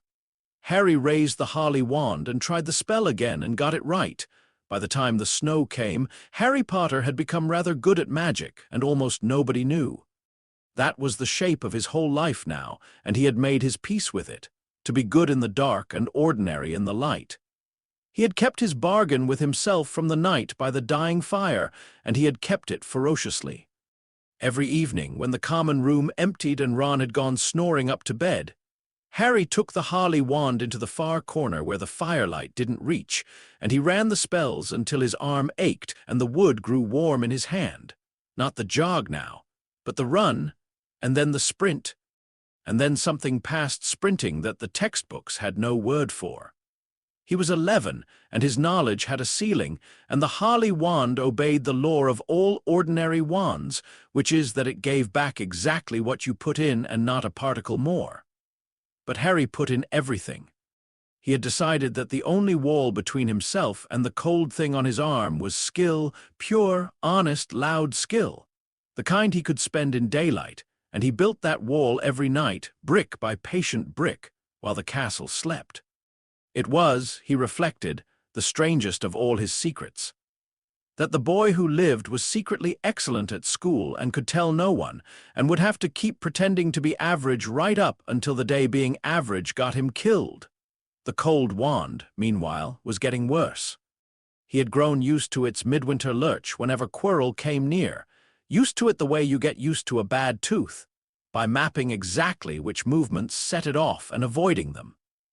But through November and into December, the lurch had stopped being a lurch and started being a reaching. It was no longer that the wand grew cold in Quirrell's presence. It was that the wand seemed to lean, faintly, persistently, toward the man, like a compass needle that has found a second, wrong north and cannot stop trembling between the two. And Quirrell, for his part, had taken to finding Harry. Not obviously, never obviously, but Harry would look up in a corridor, and the nervous, stammering professor would be there, twitching, smiling his frightened, apologetic smile, asking Harry some small, kind nothing of a question about his studies. And all the while the cold wand against Harry's arm would reach, and Harry's scar would give its small, hot pulse, and Harry would stand very still and small and hollow and give nothing away, and think, he is looking for it. He doesn't know I have it. But something in him knows it's near, the way it knows him is near, and the two of them are circling each other through me, and I am the thing they are circling in. He did not understand it. He hated not understanding it. He had begun, in the long evenings, to be almost as frightened of the gap in his knowledge as of the thing the gap concealed. And then it was Christmas, and the castle emptied, and the gap began to fill, and Harry would come to wish, before the holidays were out, that it had stayed empty. Almost everyone went home. Ron stayed, because the Weasleys were off to Romania to see Charlie and his dragons, and so the two of them had the great snow-blanketed castle nearly to themselves. And for a few bright days, Harry was simply a boy in the snow, sledging down the slopes by the lake on stolen tea trays, losing spectacularly at wizard chess in front of the common room fire, eating until he ached. For a few days, the cold wand was just a wand, and the secret was just a weight, and Harry let himself, carefully, be happy. On Christmas morning, there were presents at the foot of his bed, which was a thing that had never once happened to Harry Potter, and he opened them slowly, hoarding the strangeness of it. A hand-knitted jumper from Ron's mother, who had never met him, a wooden flute from Hagrid, a 50-pence piece from the Dursleys, which Ron examined with the fascination of an anthropologist. And at the very bottom, in plain brown paper with no name on it, something soft and silver-gray and fluid as water that poured through his fingers like a frozen waterfall when he lifted it out, and a card in a hand he did not know. Your father left this in my possession before he died. It is time it was returned to you. Use it well. There was no signature. There was, Harry would learn much later, never any signature on the truly important things. The people who gave them preferred to watch from a distance and see what you did. It was an invisibility cloak. Ron's eyes went the size of dinner plates, and he said, with the reverence of a boy who knew exactly how rare and precious such a thing was, that those were valuable, really valuable. You almost never saw them. And Harry swung it round his shoulders to test it, and looked down, and his body was gone. Only his floating head remaining in the cold morning light, and Ron whooped, and the wand against his arm went absolutely silent, not cold. Silent. For 2 months it had hummed at the edge of Harry's awareness, a low, constant pressure he had stopped consciously hearing the way you stop hearing your own pulse. And the instant the cloak settled over him, that pressure simply ceased, the way a held note ceases. And into the ceasing came something Harry had no name for, a sense of two things recognizing each other across the inch of cloth between his arm and his shoulder. Two old things meeting, like two people who had each thought themselves the last of something turning in a crowded room and seeing, impossibly, the other's face. The wand was warm against his arm in a way it had never been. Welcoming. Glad.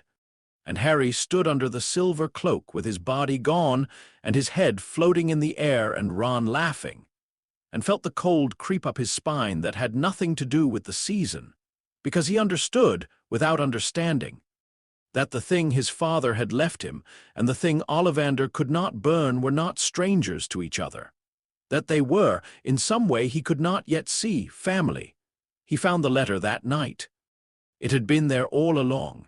He realized, in the bottom of the very first box, the Holly Wand's box, under the tissue, a folded square of parchment he had never unfolded, because he had never had cause to empty the box to its last corner. He found it because he could not sleep, because the cloak lay folded on his trunk, gleaming faintly in the dark, and the wand on his arm would not settle. And so he had got up to put the wand back in its box for the night. He no longer trusted the skirting board logic. But the old box still felt safest, and his fingers found the square of parchment, and he unfolded it by wandlight, and he knew the spidery hand at once, because he had watched it fold brown paper around the most dangerous object in the world on his birthday. Mr. Potter, the letter said, if you are reading this, then either I have judged you well, or I am no longer in a position to judge anything, and in either case there are things you must know, and I dare not write plainly, for letters are read by more eyes than the ones they are sent to. So I will write as the old stories write, and trust you to be cleverer than the men who may read this before you. There were 3 brothers once, and death gave each a gift. To the eldest, a wand. To the middle, a stone. To the youngest, a cloak, and the youngest alone died old in his bed, having greeted death as an old friend. You have one of these things against your arm, Mr. Potter. I tell you now, there may come a Christmas when you are given a second. Should that day come, treat it as confirmation, not coincidence. The line of the youngest brother did not die out. It thinned and it scattered, and it ran at last into a family called Potter, into your father and into you. That is the blood the wand recognized in my shop. Not conquest. Kinship. You are the youngest brother's heir, and the wand knows you for it, and there is no undoing it. Harry's hand had begun to shake. He steadied it. But, Mr. Potter, and here is the thing I most need you to understand and most fear to write, the youngest brother was not the only brother. The wand was the eldest brother's gift, and the eldest brother's line did not die out either. It ran a different way, a darker way, through a family I will not name in writing, down through the centuries, narrowing and narrowing, until it came at last to a single living man. There is another heir, Mr. Potter. There is one other soul alive in the world with a claim on that wand by blood, and his claim is to the wand's own brother, the eldest's gift, which is to say his claim is, by the wand's deepest law, the truer of the two. The only reason the wand chose you over him is a reason I felt in my shop and have not slept properly since, that there is something in you of him. Some shadow, some second wait where there should be one. I do not know what it is. I am old and I am frightened and I have chosen not to look. But the wand looked, Mr. Potter, and what it saw in you was not only the youngest brother's blood. It was both brothers at once. You are the only place in the world the two claims meet, and so the wand chose the only hand that could hold both. You will know the other heir, I think, when you are near him. Things that belong to him will reach for him. Watch what your wand does. Trust the cold. And whatever you do, however he comes to you, and in whatever face, for I do not believe he keeps the one he was born with, do not let him take it from you, because the law is the law, and I cannot change it for all my wishing. The wand passes to the hand that conquers its master, and if ever he should beat you, even once, even for an instant, it will be his, and there will be no one left who can stand against him at all. Hide, learn, win without it. I am sorry, Mr. Potter. I have given you a coffin and called it a gift, and the only mercy I can offer is the truth, which is no mercy at all. Geo? Harry sat on the edge of his bed in the dark for a long time after he finished, and the castle creaked around him, and the snow fell past the window without a sound. And inside his chest, a great many small terrible facts that had been scattered across 2 months arranged themselves, all at once, into a single picture, the way the troll knight's sum had arranged itself in Hermione's eyes.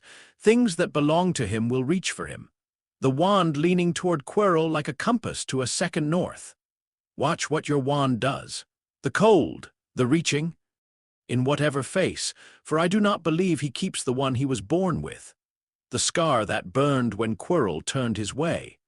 The man who had met a vampire on his holidays and never been right since. The professor who found Harry in corridors and asked small kind nothings while the cold wand strained against Harry's arm toward something hidden, something near, something that wanted what Harry carried and did not yet know that Harry carried it. The other heir was in the castle. The other heir was inside Professor Quirrell, or behind him, or under that absurd purple turban, in whatever ruined face the man who'd killed Harry's parents now wore. And the wand on Harry's arm had been trying to tell him since the very first feast, and Harry had been too ignorant to read it. And the worst of it, the thing that closed cold and final around Harry's heart as he sat there in the dark, was the trap. He understood the trap now completely, in a way no amount of Ollivanders' warnings on a birthday could have made him understand. He held the most powerful wand in the world, and the one enemy in all the world it could never be used against, was the only enemy who would ever truly come for him. Because the wand obeyed conquest above all things. And so the instant Harry raised it against Voldemort and lost. And how could an 11-year-old not lose against that, with 2 months of self-taught spells against half a century of murder? The wand would turn in his hand and become the instrument of the very thing it was supposed to protect him from. The most powerful weapon ever made was, against the one foe that mattered, not merely useless but suicidal. To draw, it was to gamble the world on a child's duel. To win against Voldemort, Harry would have to do the one impossible thing. Defeat the most powerful dark wizard who had ever lived without ever once using the most powerful wand that had ever existed. He laughed then, quietly, alone in the dark, because there was nothing else to do with it. Win without it. Ollivander had written it like a comfort. It was the cruelest joke in the world. He could not sleep after that, and so he did the thing that would, by morning, deepen the horror and, by a longer road, begin to show him the only way out of it. He took the silver cloak from his trunk and swung it over his shoulders and went walking in the sleeping castle, invisible to think. The wand led him. He understood that only afterward, too, that the slow drift of his footsteps through the dark corridors had not been aimless, that the war man's silent wand, glad in the company of its brother cloak, had drawn him gently, patiently, somewhere it wanted him to be, and he came at last. Through a door he was nearly sure had not been a door the week before, into a long, unused classroom where the desks were stacked against the walls, and a single magnificent mirror stood alone in the moonlight, tall as the ceiling, its golden frame clawed and footed, an inscription carved around the top that Harry could not read. He looked into it, expecting only himself. He saw himself, and behind himself a crowd.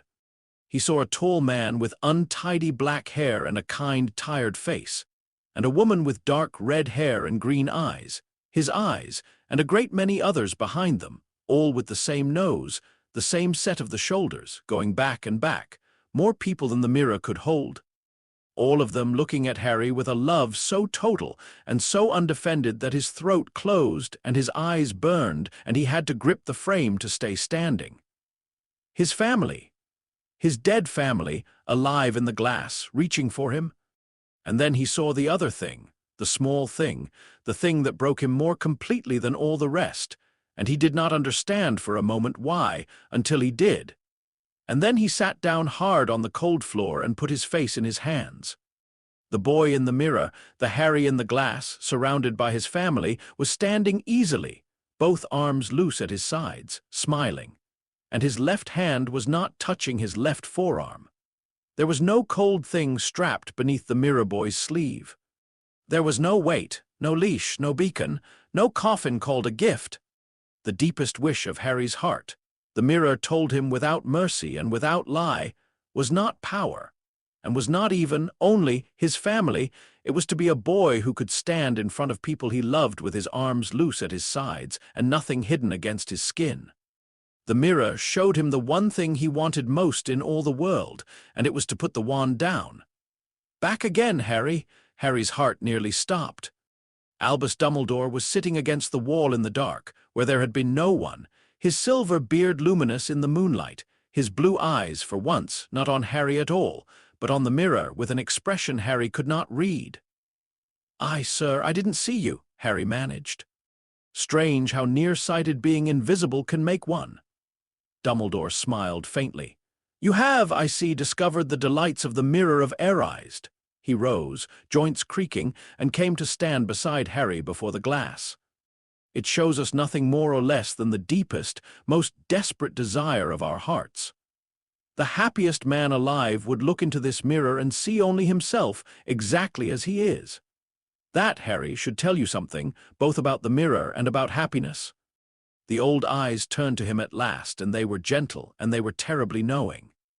"Men have wasted away before it, you know, enchanted by what they saw, not knowing if it was real or even possible. It does not do to dwell on dreams, Harry, and forget to live, but I find I am curious."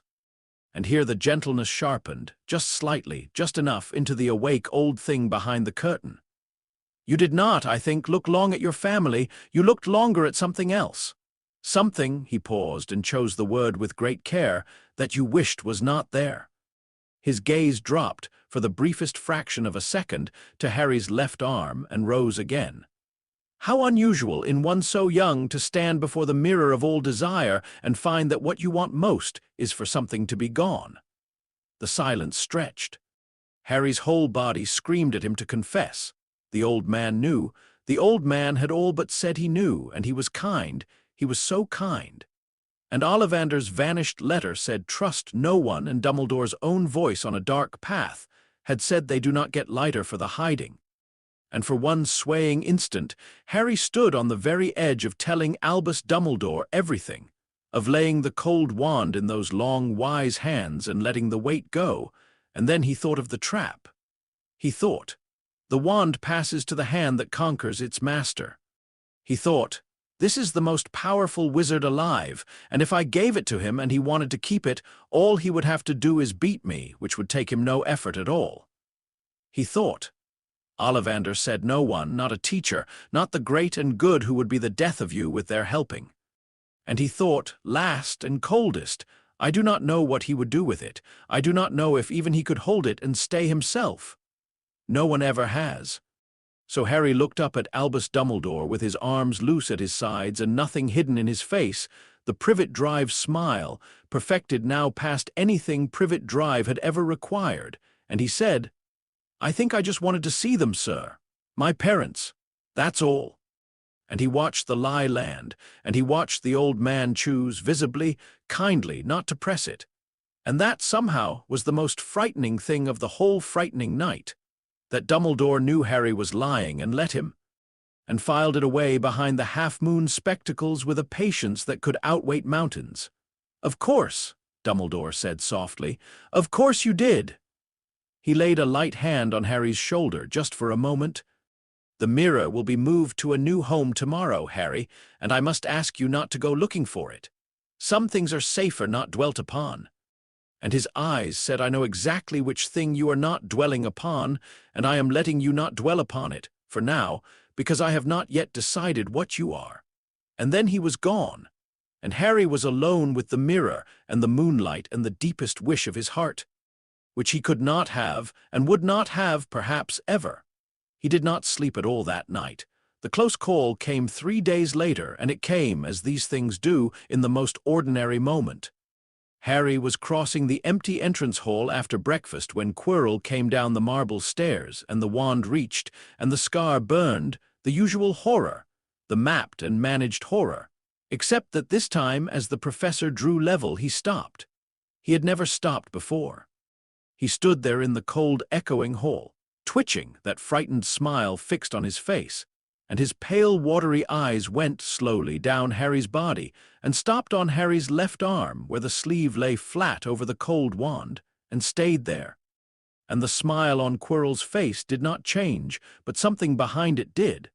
Something vast and ancient and hungry surfaced for a half-second behind the watery eyes like a great pale fish rising under ice, and a voice that was not Quirrell's stammering voice. A voice thin and high and cold as the wand itself, whispered, almost too low to hear, almost inside Harry's own skull. What is it you carry, boy, that calls to me so?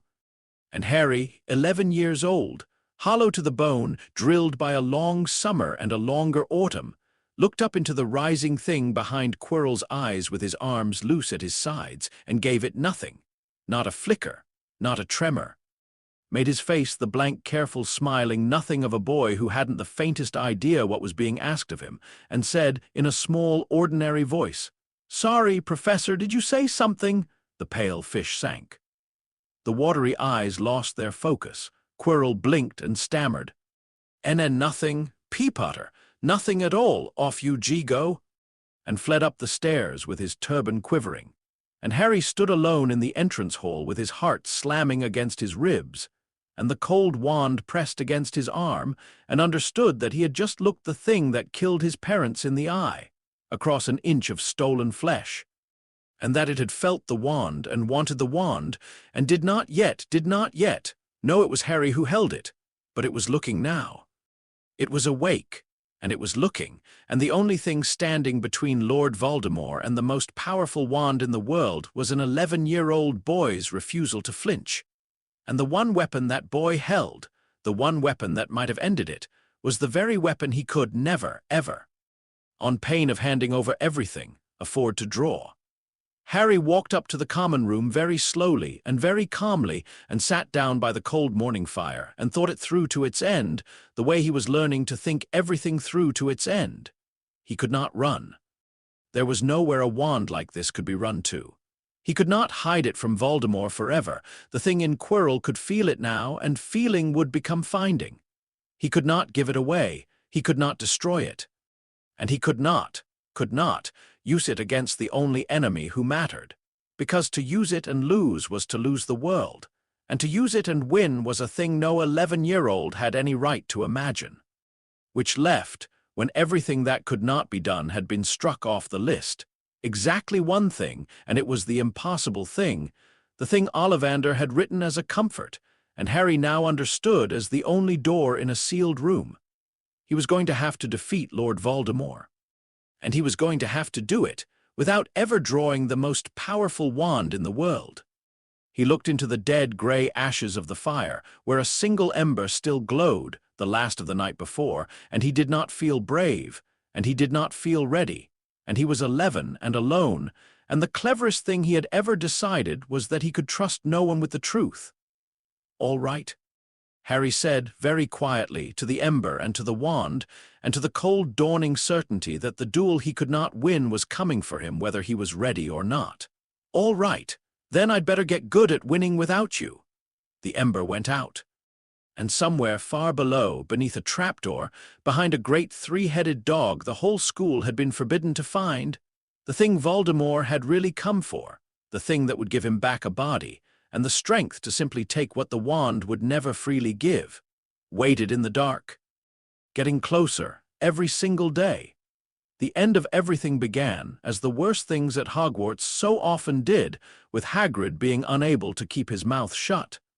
By the time the spring had warmed the grounds, the three of them had pieced the whole of it together, Harry and Ron and Hermione, in stolen library hours and whispered corners, and the picture they had built was this: that the thing under the trapdoor on the forbidden third floor, the thing the enormous three-headed dog called Fluffy was set to guard, was a philosopher's stone, the one and only such stone in all the world, made by a 600-year-old alchemist named Nicholas Flamel, and that the stone could turn metal to gold and brew a potion that kept its drinker from ever dying. And they had built, on top of that picture, a wrong one and a right one. The wrong one was Hermione and Ron's. That Severus Snape, who slunk and sneered and had tried, they were certain, to curse Harry off his broom in the autumn, was the one creeping toward the trapdoor to steal it. The right one was Harry's, and Harry kept it to himself, the way he kept everything to himself now, folded up and put away, because the right one was a thing he could not explain without explaining the cold weight against his arm, for Harry knew it was not Snape. Harry had known since Christmas. The thing reaching for the stone was the thing that reached for the wand, the pale, hungry presence behind Quirrell's twitching face, and Harry understood, in the cold, clear way he understood most things now, why it wanted the stone, and the why was the worst part of all. Voldemort wanted a body. The stone would give him one, flesh and breath, and strength, real strength, the strength to stop circling and start taking. And the moment Lord Voldemort had a body of his own again, Harry's whole impossible survival would collapse to a single fact: that there would no longer be anything standing between the most powerful dark wizard who ever lived and the most powerful wand that ever existed, except an 11-year-old boy who could not draw it. So Harry knew this too, with a certainty that sat in his chest like swallowed ice. The stone could not be allowed to be taken. Not because of gold, not even because of the eternal life. Because the day Voldemort had hands again was the day the duel Harry could not win arrived in earnest. It came that night, and it came because Dumbledore was gone. A note had reached the headmaster at supper. An urgent summons to the ministry, Hermione reported, eyes wide, having got it from McGonagall in a panic. And Dumbledore had risen and swept from the hall and flown to London. And the moment Harry heard it, the swallowed ice turned over. He's been lured away. They waited until the one wizard who could stop them was out of the castle. He thought of the kind old man on the dark path. If ever you find you are carrying something too heavy, and he thought, with a grief he had no time for, I should have told you, and I couldn't, and now you're 100 miles away, and it's tonight. It's tonight, he said to Ron and Hermione in the empty common room, and his voice did not shake, and he was grimly proud of that, the way he was always grimly proud of the small steadiness that was all he had. Whoever's after the stone, they're going through that trapdoor tonight while he's gone. We have to get there first. Hermione, to her enormous credit, argued about the rules for exactly 40 seconds, and then folded the argument up and put it away, because she was, underneath the rules, the bravest of the three of them, and she knew a thing that mattered when she saw one. Ron simply nodded and went to fetch his wand and Harry's father's silver cloak, which they would need, all three of them, packed close beneath it, to reach the third floor unseen. And so they went down into the dark, three children under one cloak, to do a thing that grown wizards should have done and could not. And Harry walked at the front of them with the holly wand he had drilled to a fine edge in his right hand, and the cold wand he could never draw against his left arm, and a flute carved of plain wood, Hagrid's clumsy Christmas gift, pushed deep in his pocket. Fluffy was awake when they eased open the door on the third floor, and Fluffy was 3 heads of slavering nightmare the size of a small barn. And Harry, in the half-second before the middle head's jaws could close, did the only thing he had planned to do. The thing that had nothing whatever to do with power. He put the wooden flute to his lips and played. He could not really play. The tune was tuneless, a wandering, breathy nothing that Hagrid had taught him in 3 minutes by the hut on a snowy afternoon, but it did not need to be music. It only needed to be sound, slow and steady and low. And as the wandering notes filled the round stone room, the 3 vast heads slowed and drooped.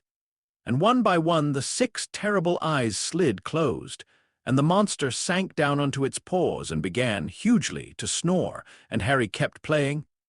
And Ron and Hermione hauled open the heavy trapdoor between the great sleeping paws, and there was nothing below but black. "I'll go first," Harry said around the flute, because of course he would.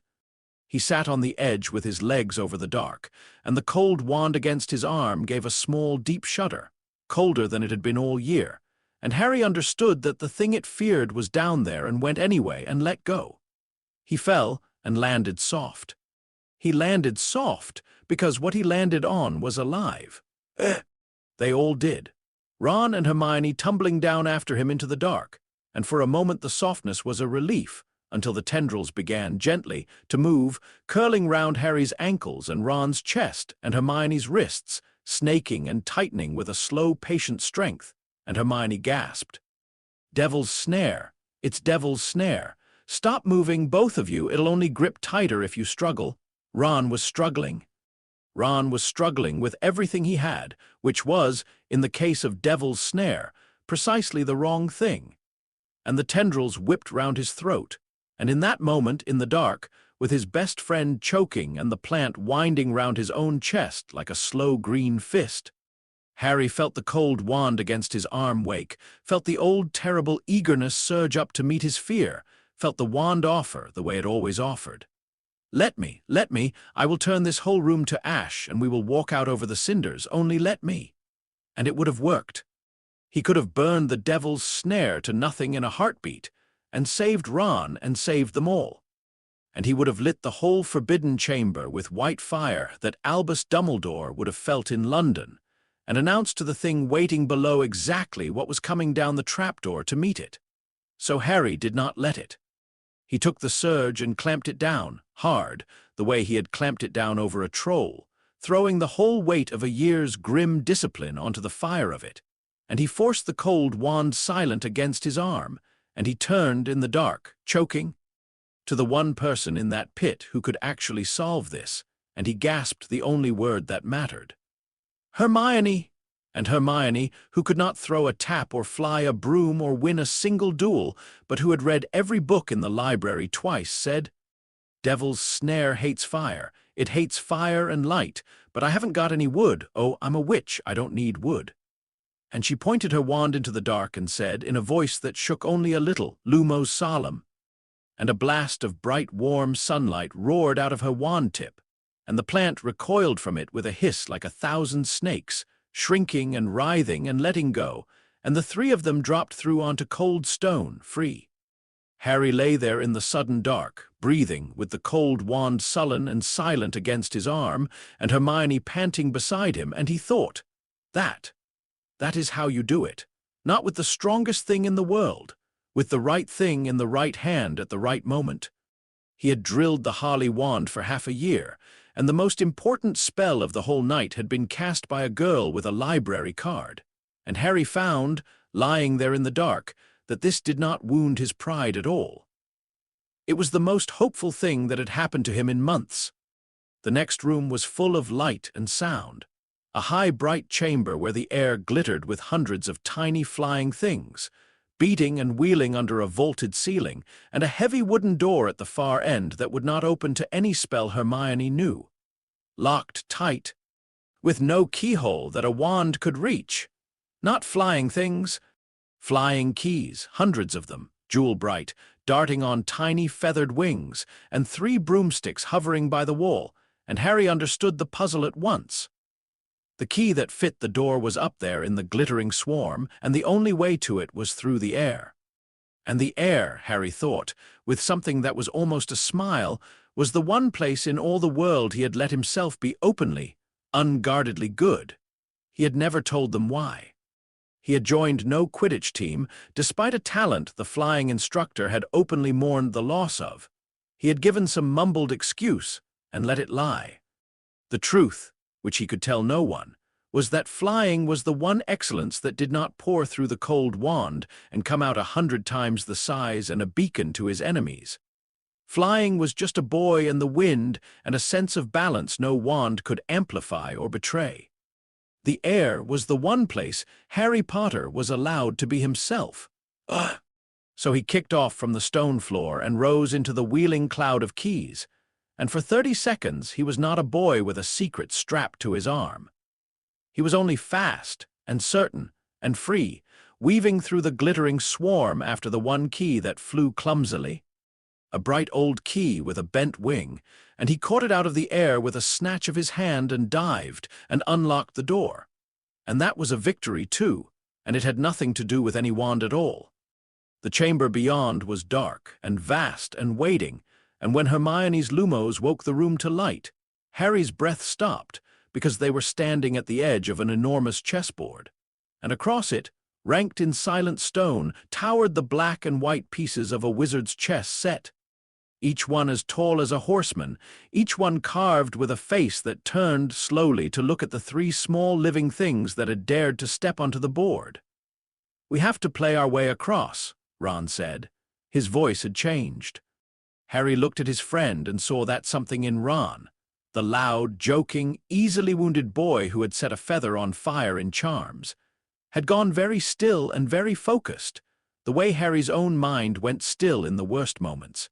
And Harry understood with a lurch that this was Ron's troll. Ron's flute, Ron's lumos solemn, that of the 3 of them, the one who understood this board, who could see it the way Hermione saw a book and Harry saw the air, was Ron Weasley, who had been beaten at chess by no one in his entire chaotic family. "It's obvious, isn't it?" Ron said softly, taking it in, the whole murderous board. "We've got to be chessmen." And here, Harry thought, was the thing about the chessboard, the thing that made it the truest test of the whole descent. There was no power that could win it. He could have drawn the cold wand and reduced every stone piece to gravel, and the enchantment would have killed them where they stood, because the board did not care how strong you were, only whether you played, and won by the rules with the pieces you were given. The strongest wand in the world was not merely useless here. It was forbidden by the very shape of the problem. You could not overpower your way across.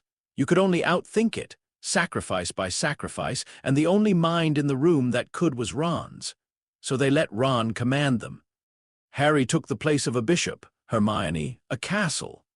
Ron climbed up onto the saddle of an empty knight's horse, white-faced and certain, and began to play. And it was terrible. Pieces shattered to rubble across the board as the black side struck. The smashed stone flung aside with a violence that turned Hermione white. And through it all Ron sat his stone horse and called his moves in a clear, shaking voice, seeing it all 10 moves deep. The whole lethal geometry of it laid out in his head, and Harry, standing helpless in his bishop's square with the most powerful wand in the world cold and useless against his arm, watched his friend do the one thing Harry could not and loved him for it. "Yes," Ron breathed at last, going still. "Yes, that's it, that's the only way," and he turned his white face to them, and Harry understood a half-second before Ron said it, what the only way was. "Once I make my move, the Queen'll take me. That leaves you free to checkmate the king, Harry." "No," Hermione started. "Yes." Ron's jaw was set. It's the only way. I'm going to make a move and she's going to take me and you're going to win. Don't, his voice cracked just once, then steadied. Don't fuss. There's something about the stone you've got to do, and it's not me that's got to do it, is it? It's never been me. And before Harry could find a single word in his closed-up throat, Ron Weasley moved his stone knight forward, and the White Queen turned and struck, and Ron was flung from the saddle across the board and lay terribly still in the rubble, and the way to the king lay open. Harry made the last move with his heart in pieces. "Checkmate," he whispered, and the Black King took off his crown and threw it at Harry's feet, and the board went still, and they had won. And it had cost them Ron, brave, loud, loyal Ron, lying broken on the stones, and Hermione was scrambling to him, weeping, finding him breathing, finding him only stunned, only hurt, and Harry stood among the wreckage of the game and thought, with a clarity that would never leave him, I did not win this. He did. Every step of this I have been carried by people braver and cleverer than the wand could ever make me. That is the whole secret. That has been the secret all along. There was a room of foul purple smoke after that, with a great mountain troll already lying senseless on the floor. Felled, Harry understood with a fresh chill, by something that had come this way before them, and they did not even have to fight it, only step around its bulk. And Harry looked at the unconscious troll and thought of Halloween, and did not draw the wand for that either. And then there was a small bare chamber with a table, and on the table 7 bottles of different sizes in a row, and the moment they stepped through, flames sprang up across both doorways, purple fire behind, black fire ahead, sealing them in, and a riddle in spidery writing that explained that one bottle would let the drinker pass forward through the black flames, and one would let them pass back through the purple, and the rest were poison or wine, and there was barely enough of the right one for a single person to go on. It was Hermione who solved it. Of course it was Hermione. She read the riddle 3 times, muttering, and produced a scrap of paper and a stub of pencil from somewhere about her person, because she was the kind of person who had paper and a pencil at the bottom of a death trap, and she laid out the logic of it in cold, clean lines. The poison's always on the left of the wine, the smallest will take you forward, and within 2 minutes she had it, the whole murderous puzzle unpicked by nothing but a careful mind. No wand raised, no spell cast, only the patient, unglamorous power of someone who thought. And Harry watched her do it and added it to the secret he had been assembling all night long. There was, the riddle made clear, only enough of the forward potion for one. Hermione's hand found the round bottle that would take her back. "You'll go on," she said, and her voice was steady now, the brave thing under the rules. "I'll go back, get past the snare, send an owl to Dumbledore, he might still be in time." She stopped.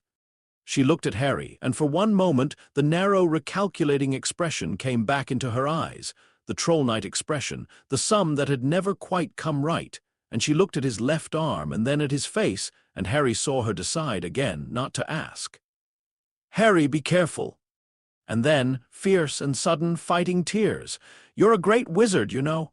"Not as good as you," Harry said, and meant it more completely than she could possibly know. "Me," she flushed. "Books and cleverness. There are more important things, friendship and bravery, and, oh, Harry, be careful." She drank, and shuddered, and was gone back through the purple flames toward Ron and the daylight and the slim hope of help arriving in time. And Harry Potter stood alone before the wall of black fire, with the holly wand he had drilled to a fine edge in his hand, and the cold wand he could never draw against his arm, and every friend who had carried him this far now behind him, beyond the flames, where they could not follow. He drank the small bottle. The potion ran through him like ice. He stepped into the black fire. It was cool, not hot, a strange chill flame that did not burn, and threw it into the last chamber, expecting Severus Snape. It was not Snape. A figure stood with its back to him before a tall, clawed, golden mirror, the mirror of Arised, moved here, set as the last guardian of all.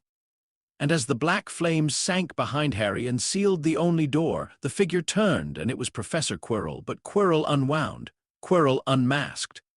No longer twitching, no longer stammering, the frightened, apologetic mask gone entirely, and on his pale, calm face was a small and dreadful patience. The patience of a thing that has waited a very long time and waited well and need wait no longer. And against Harry's arm, the elder wand, this close at last to its rival heir, this close to the one other claim in all the world, lost the discipline of a year in a single instant, and went so violently, screamingly cold that Harry felt it through his sleeve like a brand of ice, felt it pull toward Quirrell with a force he could not master, felt it, for the first time since Ollivanders, betray him utterly. A long, low, ringing note rising out of the dark wood against his skin. The note the whole shop had answered on his birthday, loud now, undeniable. A beacon lit at last in the deepest dark of the castle. Quirrell's pale eyes dropped to Harry's left arm. And something moved behind them, the great, pale, ancient, hungry thing, rising under the ice, exactly as it had risen in the entrance hall, only this time it did not sink. This time it stayed. And the small, dreadful patience on Quirrell's face bloomed, slowly, into something that was almost joy. "So," said a voice that was not Quirrell's, thin and high and cold as the wand itself, a voice that seemed to come from everywhere and nowhere, from the air and the mirror and the back of Quirrell's own skull. "So, it was you all along, the boy who would not flinch, the boy who carried it under my very nose for an entire year and gave me nothing." The pale eyes glittered. I felt it the first night, in the hall, the oldest magic in the world, walking through the door on a child's arm, and I have hunted the scent of it through this castle for 9 months. And never once, not once, did I dream the hand that held it was yours. The cold wand rang and rang against Harry's arm, helpless, exposed, calling out across the inch of dark to the only other soul alive who could claim it. "You have something of mine, Harry Potter," said Lord Voldemort very softly, and Quirrell took a single step forward across the dark stone floor between Harry and the black wall of flame that was the only way out. "By the oldest law there is, and I have come a very long way to take it back." For a long moment, nobody moved. Harry stood with his back to the black wall of flame, and Quirrell stood between him and it. And the mirror of eyes towered behind them, both in the dark. And the only sound in the whole vast chamber was the low ringing note of the elder wand against Harry's arm, calling and calling across the inch of cold air to the only other soul in the world who could claim it. Harry made no move to draw it. He kept both hands loose at his sides, the holly wand in his right, his left hand open and empty, and he understood, with the cold clarity that a year of hollow discipline had ground into him, that the most important thing he would do tonight was nothing, that the whole of his survival came down to keeping his left hand empty in a room where filling it would feel like the only sane thing in the world. "You know what this is?" said the thin, high voice that was not Quirrell's, and Quirrell's pale, calm face tilted as it spoke, savoring. "Of course you do. Ollivander will have told you before I made certain he would tell no one else. The Death Stick, the Wand of Destiny, the most powerful object the magical world has ever made, and it has been riding the arm of a child for 9 months, and the child has been clever enough to know that holding it is the same as carrying his own gravestone." A soft, dreadful laugh. "I confess, Harry Potter, I am almost sorry to end such a promising career in caution. You have been remarkable. You gave me nothing for an entire year. I should very much like to know how a boy of 11 learned to be so empty." "Practice," Harry said. His voice came out level. He was distantly, grimly proud of that, the way he was always proud of the small steadiness that was all he had. The pale face smiled. "Then let us not waste your gift on stalling. You understand the law. Say it. I want to hear you understand it before the end." And Harry, who had worked the whole of it out alone by a dying fire months ago, said it flatly because there was no point pretending he hadn't. "The wand goes to whoever beats its master." His mouth was dry. He wet it. "So you've got me 3 ways. If I draw it and fight you, I lose. I'm 11, you're you. The wand makes my spells stronger, but it can't make me know what you know. It can't make me faster than you, so I lose. And the second I lose, it's yours. If I just hand it over, you've got it for free, and then there's nothing in the world that can stand against you. And if I do nothing at all, if I just stand here, you kill me, and killing me is beating me, so it's yours when I'm dead anyway." He looked at the pale, patient face.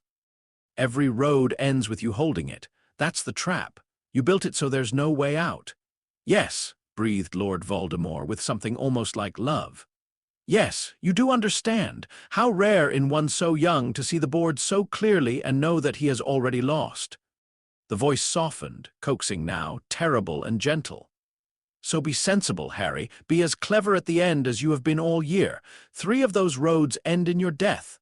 Only one ends with you alive. Give it to me freely, and I will let you walk out of this room. You are 11. You did not ask for this wand. You owe the world nothing. Lay it down and live." It was, Harry would think later, the cleverest thing the cleverest dark wizard in the world had ever said to him, because it was almost true, and because every exhausted, frightened part of him wanted so badly to believe it. Lay it down and live. It was the deepest wish of his heart. The mirror had shown him so 3 days and a lifetime ago, a boy with his arms loose at his sides and nothing hidden against his skin. He could put the weight down, he could be that boy. All he had to do was hand the cold ringing wand to the smiling, pale face in front of him, and the weight would be gone, and the thing in front of him would have a body, and the stone, and the deadliest wand ever made, and would walk back up through the trapdoor into a sleeping castle and a sleeping world, and there would be no one anywhere ever again who could stop him. "No," Harry said. The smile did not waver. "Then we come to it." And the pale eyes flicked, for the first time, to the towering golden mirror at Harry's back. And a flicker of something that was not patience crossed them, frustration, old and gnawing. And Harry understood that there was a second thing in this room that Voldemort wanted and could not take, and that the second thing might just be the crack in the trap. "There is a stone in that mirror," Voldemort said. "I can see it. I can see myself holding it, presenting it to my master, but I cannot reach it. The old fool's enchantment. The mirror will surrender the stone only to one who wishes to find it and not to use it."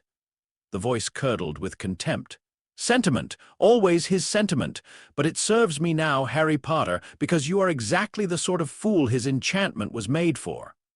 Come, look in the mirror. Tell me what you see." And here was the crack.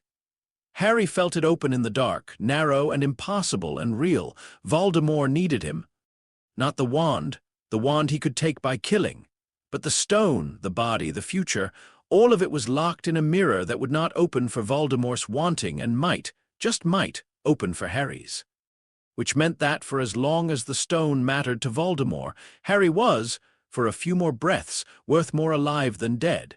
It was not much. It was a sliver of time bought with his enemy's greed. But Harry had spent a whole year learning that you did not win these things with power.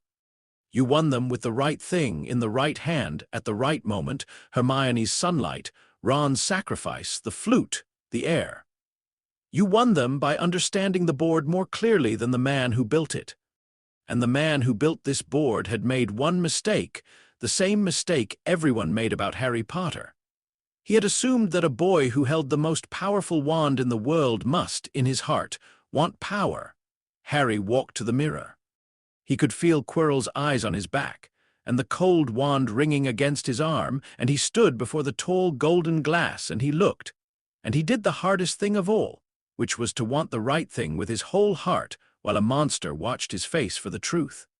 He did not let himself want to live. He did not let himself want the wand gone, though it was the deepest wish he had. He stood before the mirror of all desire, and he thought, with everything in him, of the thing he wanted more than his own safety, more than the weight off his arm, more even than his mother's eyes looking back at him. He wanted the pale, smiling thing behind him never to have the stone. He wanted to be the one who kept it from him, not to use it, never to use it, only to keep it the way he kept the wand, to hold a terrible thing and refuse forever to wield it. And in the glass, his reflection smiled at him and reached into its pocket and drew out a blood-red stone and winked and put it back.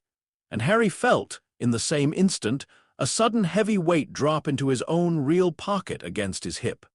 He had it. The mirror had given it to him, because he wanted to find it and not to use it, exactly as he had earned the wand by holding it and refusing to wield it. The same virtue, the same boy, passing the same test twice in one terrible room. He almost laughed. It was the whole secret of his life, laid bare in a mirror. You keep the dangerous thing safe by being the one who will not use it. Well, hissed Voldemort, what did you see? I see myself shaking hands with Dumbledore. Harry lied, and his voice did not shake, and he had never in his life been more grateful for the Privet Drive smile and the long, cold practice of being empty. I've won the House Cup. For a moment it held. For a moment the lie hung in the dark, and Harry thought, wildly, it's worked, he believes me, I can run. And then the thin, high voice spoke again, no longer from Quirrell's mouth, but rising, terrible, from somewhere behind him, from beneath the absurd purple turban. And it said the words that turned Harry's blood to water. He lies. He has the stone. Let me speak to him face to face. Master, you are not strong enough. I have strength enough for this. And Quirrell raised his trembling hands and unwound the turban and turned around, and Harry saw, where the back of Quirrell's head should have been, a face that was barely a face. Chalk-white, with red eyes and slits for nostrils, a snake's face grafted into the back of a man's skull, and it fixed its terrible scarlet eyes on Harry Potter, and on the pocket where the stone now lay, and on the left arm where the most powerful wand in the world rang out its helpless call, and it smiled. Harry Potter, whispered the face of Lord Voldemort, you see what I have become, shadow and vapor. I have form only when I can share another's body. But you carry on one arm the thing that would make me whole forever, and in one pocket the thing that would give me back my flesh tonight. 2 gifts, and you would deny me both out of sentiment. The red eyes blazed. Give me the stone, boy, and the wand, and do not make me take them. Your mother died begging for your life. Do not throw away her gift. Give them to me, and you may join her if you wish it, or kneel and live. Never, Harry said, seize him, and Quirrell sprang. Time went white. It went into the clean, terrible slowness of the worst moments. And in that slowness, Harry felt the elder wand against his arm rise to a scream, the loudest it had ever been, a howling note of pure cold power, and it offered the way it had offered over the troll, over the devil's snare. Only 1,000 times stronger, because this was death, this was the end. This was the one moment in all his life when reaching for it would feel not like temptation but like simple survival. Draw me now. I can end him, I can turn him to ash and salt. Only let me out, only this once, and you will live. And it was a lie, and Harry knew it was a lie, knew it with the cold certainty of a year's hard learning. Because the wand could amplify his power, but it could not give him Voldemort's skill, and if he drew it, he would not turn Voldemort to ash, he would lose. An 11-year-old against a thing that had murdered for 50 years, and the instant he lost the wand would be Voldemort's, and the world would end, not because Harry was weak, but because the wand had promised it could make him strong enough, and the promise was the trap. And the only way out of the trap was to refuse the wand at the exact moment refusing it might kill him. So Harry Potter, with death lunging toward him and the most powerful weapon in history screaming to be drawn, kept his left hand empty, and reached out with it, open and bare, and grabbed Quirrell's face. Quirrell screamed.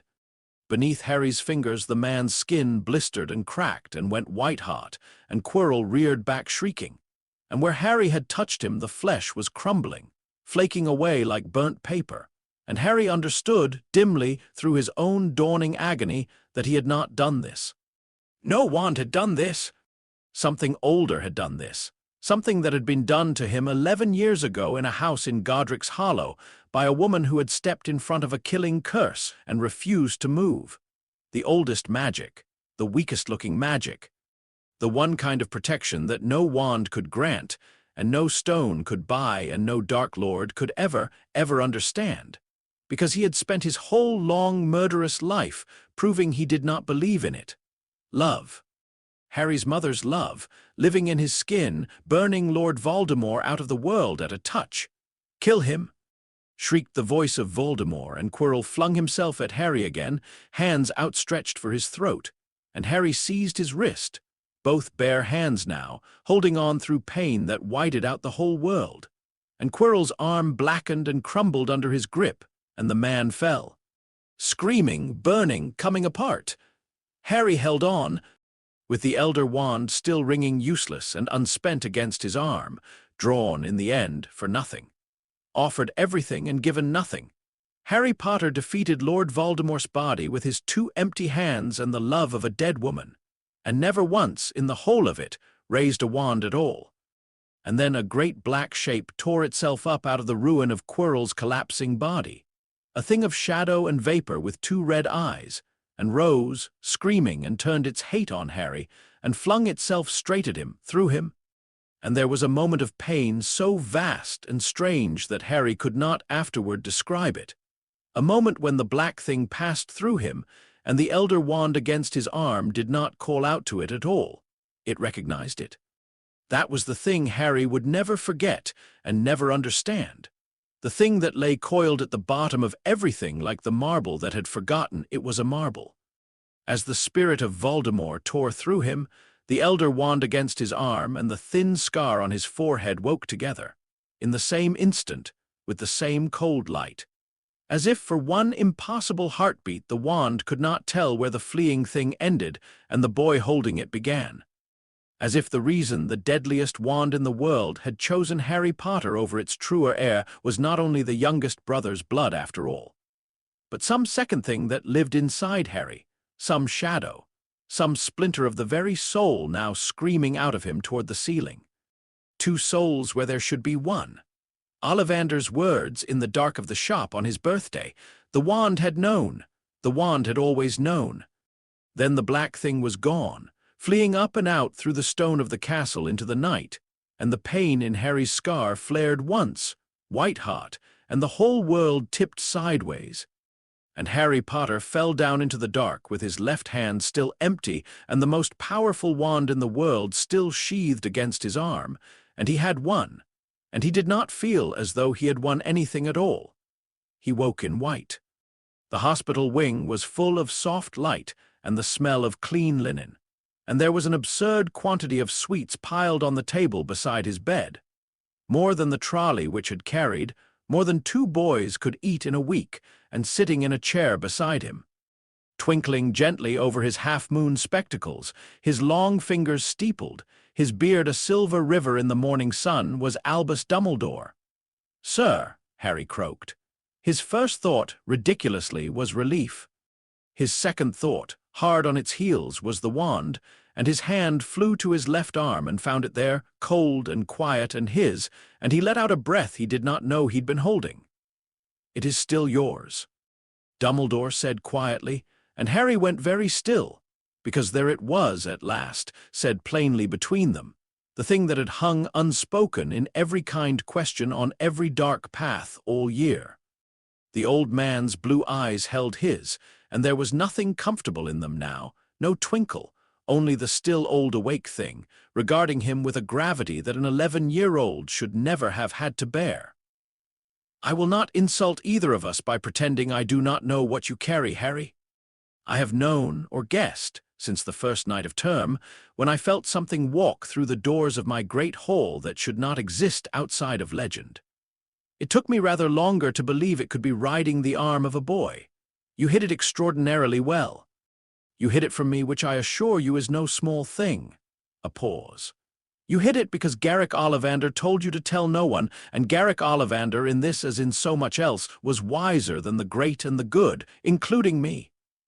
"Ollivander," Harry said, his throat tightening. "Sir, is he taken?" The word fell heavy in the white room. "By the same questions that vanished him from his shop. He gave them nothing of you. I am as certain of that as I can be of anything, for if he had, you would not have lived to reach that chamber. But he is somewhere I cannot find, Harry, and I am sorry, and I tell you so that you may carry the truth and not a comforting lie. He spent the last of his freedom protecting your secret. You would do him honor to keep it well."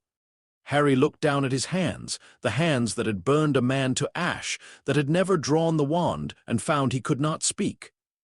"You did a very rare thing last night," Dumbledore said, more gently.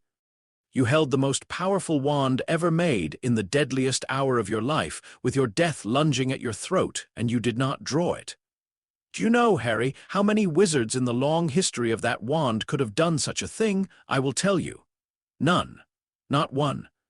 Every master that wand ever chose, it chose because they wanted it, wanted the power, wanted to be the strongest, wanted to win. And so it ruled them, everyone, and led them, everyone, to the same grave. You are the first hand in 1,000 years to hold it and refuse it. That, and not your blood, and not your scar, and not your mother's protection, is why you are alive this morning. Not because you were strong, because you were the one master in all its history who did not want to be." And Harry understood then, sitting in the white light with the sweets piled high and the cold wand quiet against his arm, the whole of the thing Ollivander had tried to tell him on his birthday, and that he had spent a year learning in his body one terrible lesson at a time. The wand had never made him safe. Every road that led through the wand led to a grave, his own or the world's. What had made him safe, the troll, the snare, the chessboard, the chamber, all of it, was the understanding that he must never, ever use it. The discipline to keep his hand empty when filling it would have been the easiest thing in the world. The long, lonely work of becoming a boy who could hold the deadliest power ever made and want, with his whole heart, only to put it down. The wand that chooses such a master chooses his grave, Ollivander had said, with grief arriving years ahead of its occasion. I have never known it to choose otherwise. It had chosen otherwise now. It had chosen a boy who would not dig. "What do I do with it, sir?" Harry asked. It came out very small. "Now that you know, you could take it. You could keep it safe. You're the only one strong enough." "No." Dumbledore said it kindly, but he said it at once, and firmly, and there was something in his face as he said it that Harry could not read, a shadow, a privacy, the look of a man declining a thing he has wanted very badly once long ago and learned to fear in himself. "No, Harry. I have held power that was not mine to hold in my time, and I have learned, at a price I do not care to name, that I am not to be trusted with the things I most desire. You ask me to take the one object in the world I have spent a lifetime teaching myself not to reach for." The blue eyes were very steady. "I think it is far safer where it is, on the arm of the one boy alive who does not want it. I will watch, and I will help you carry it, and on the day it grows too heavy you have only to come to me, but I will not take it. I have decided." He smiled faintly, and the twinkle came back like the sun, though something behind it stayed grave. "You may, of course, wonder whether that is mercy or strategy. I should tell you it is mercy. I should not blame you for keeping a small, careful doubt." And Harry did wonder, lying back against the pillows, wondered whether the kindest and most powerful wizard he had ever met had just done him the greatest kindness of his life, or made him, very gently, into the safest possible hiding place for a weapon the old man wanted kept out of the world. And he found that he could not tell, and that he might never be able to tell, and that this, too, was a weight he would now carry, folded up and put away with all the rest. "The stone," he asked, "destroyed? Nicholas and his wife have enough elixir set by to put their affairs in order, and then they will die." Dumbledore saw Harry's face and added softly, "To one as young as you, I'm sure it seems incredible, but to Nicholas and Perenelle, it is rather like going to bed after a very, very long day. After all, to the well-organized mind, death is but the next great adventure." He rose, his joints creaking, and looked down at Harry with an expression in which pride and sorrow were so evenly mixed that Harry could not have separated them. "He is not gone, Harry, you know that. He was barely there to begin with, and what was driven out of that chamber last night will find its way back into the world in time and into a body, and when it does it will remember exactly what you carry, and exactly whose arm it rides. You have not ended this. You have only survived the first move of it." He laid a light hand on Harry's shoulder, just for a moment, and his eyes dropped. Harry was almost sure of it, to the thin scar on his forehead, and lingered there a half-second too long with a flicker of something old and troubled before rising again. "Rest now. You have earned it. And Harry—" He paused at the door. The thing you must do is the thing you have already done. Hold it, and do not wield it, for as long as you can. For longer than you think you can. It is a terrible thing to ask of a boy, and I am sorry to be the one who asks it. But you are, I think, the only one who could possibly do it. And he was gone, humming, into the bright corridor. Harry lay back against the cool pillows and let his eyes fall closed, and for a moment, only a moment, he let himself feel the whole vast weight of it. The wand still cold against his arm, the secret still sealed in his chest, Ollivander somewhere in the dark, Voldemort somewhere in the wind, and the old man's certainty that this had been the first move of a game and not the last. He was 11 years old. He had defeated the Dark Lord with his bare hands and never drawn a wand. He had kept the most dangerous secret in Britain for a year and would, it seemed, have to keep it for the rest of his life. Down the corridor he could hear Ron's voice, arguing cheerfully with Madame Pomfrey about whether being knocked off a giant chessman entitled a person to extra pudding, and Hermione's exasperated reply, and Harry felt something in his chest ease, just a little, because whatever was coming, whatever moves were left in the game, he would not face them the way he had faced this year, alone and empty and folded up. He had been carried this far by people braver and cleverer than any wand could make him. That was the whole secret. It had been the whole secret all along. He slid one hand up beneath the bedsheet and touched the cold, quiet wood against his arm, the deadliest object in the world, sleeping, patient, his, and he thought of Ollivander's grave line in the dark of the shop on the first day of all of this, and he found, lying there in the white morning with his friends' voices in the corridor, that he could finally answer it. The wand that chooses such a master chooses his grave. Not this time, Harry thought, and let his empty hand fall open on the sheet and slept. And far away in the dark, the thing that had fled the castle drifted formless on the wind, gathering itself, remembering a boy who would not flinch, and a wand that rang like a struck glass across a crowded hall, and a power it had hunted for 9 months and found at last on a child's arm and could not take, and it began, in the patient way of buried things, to count the days until it would try again. The secret was safe, for now.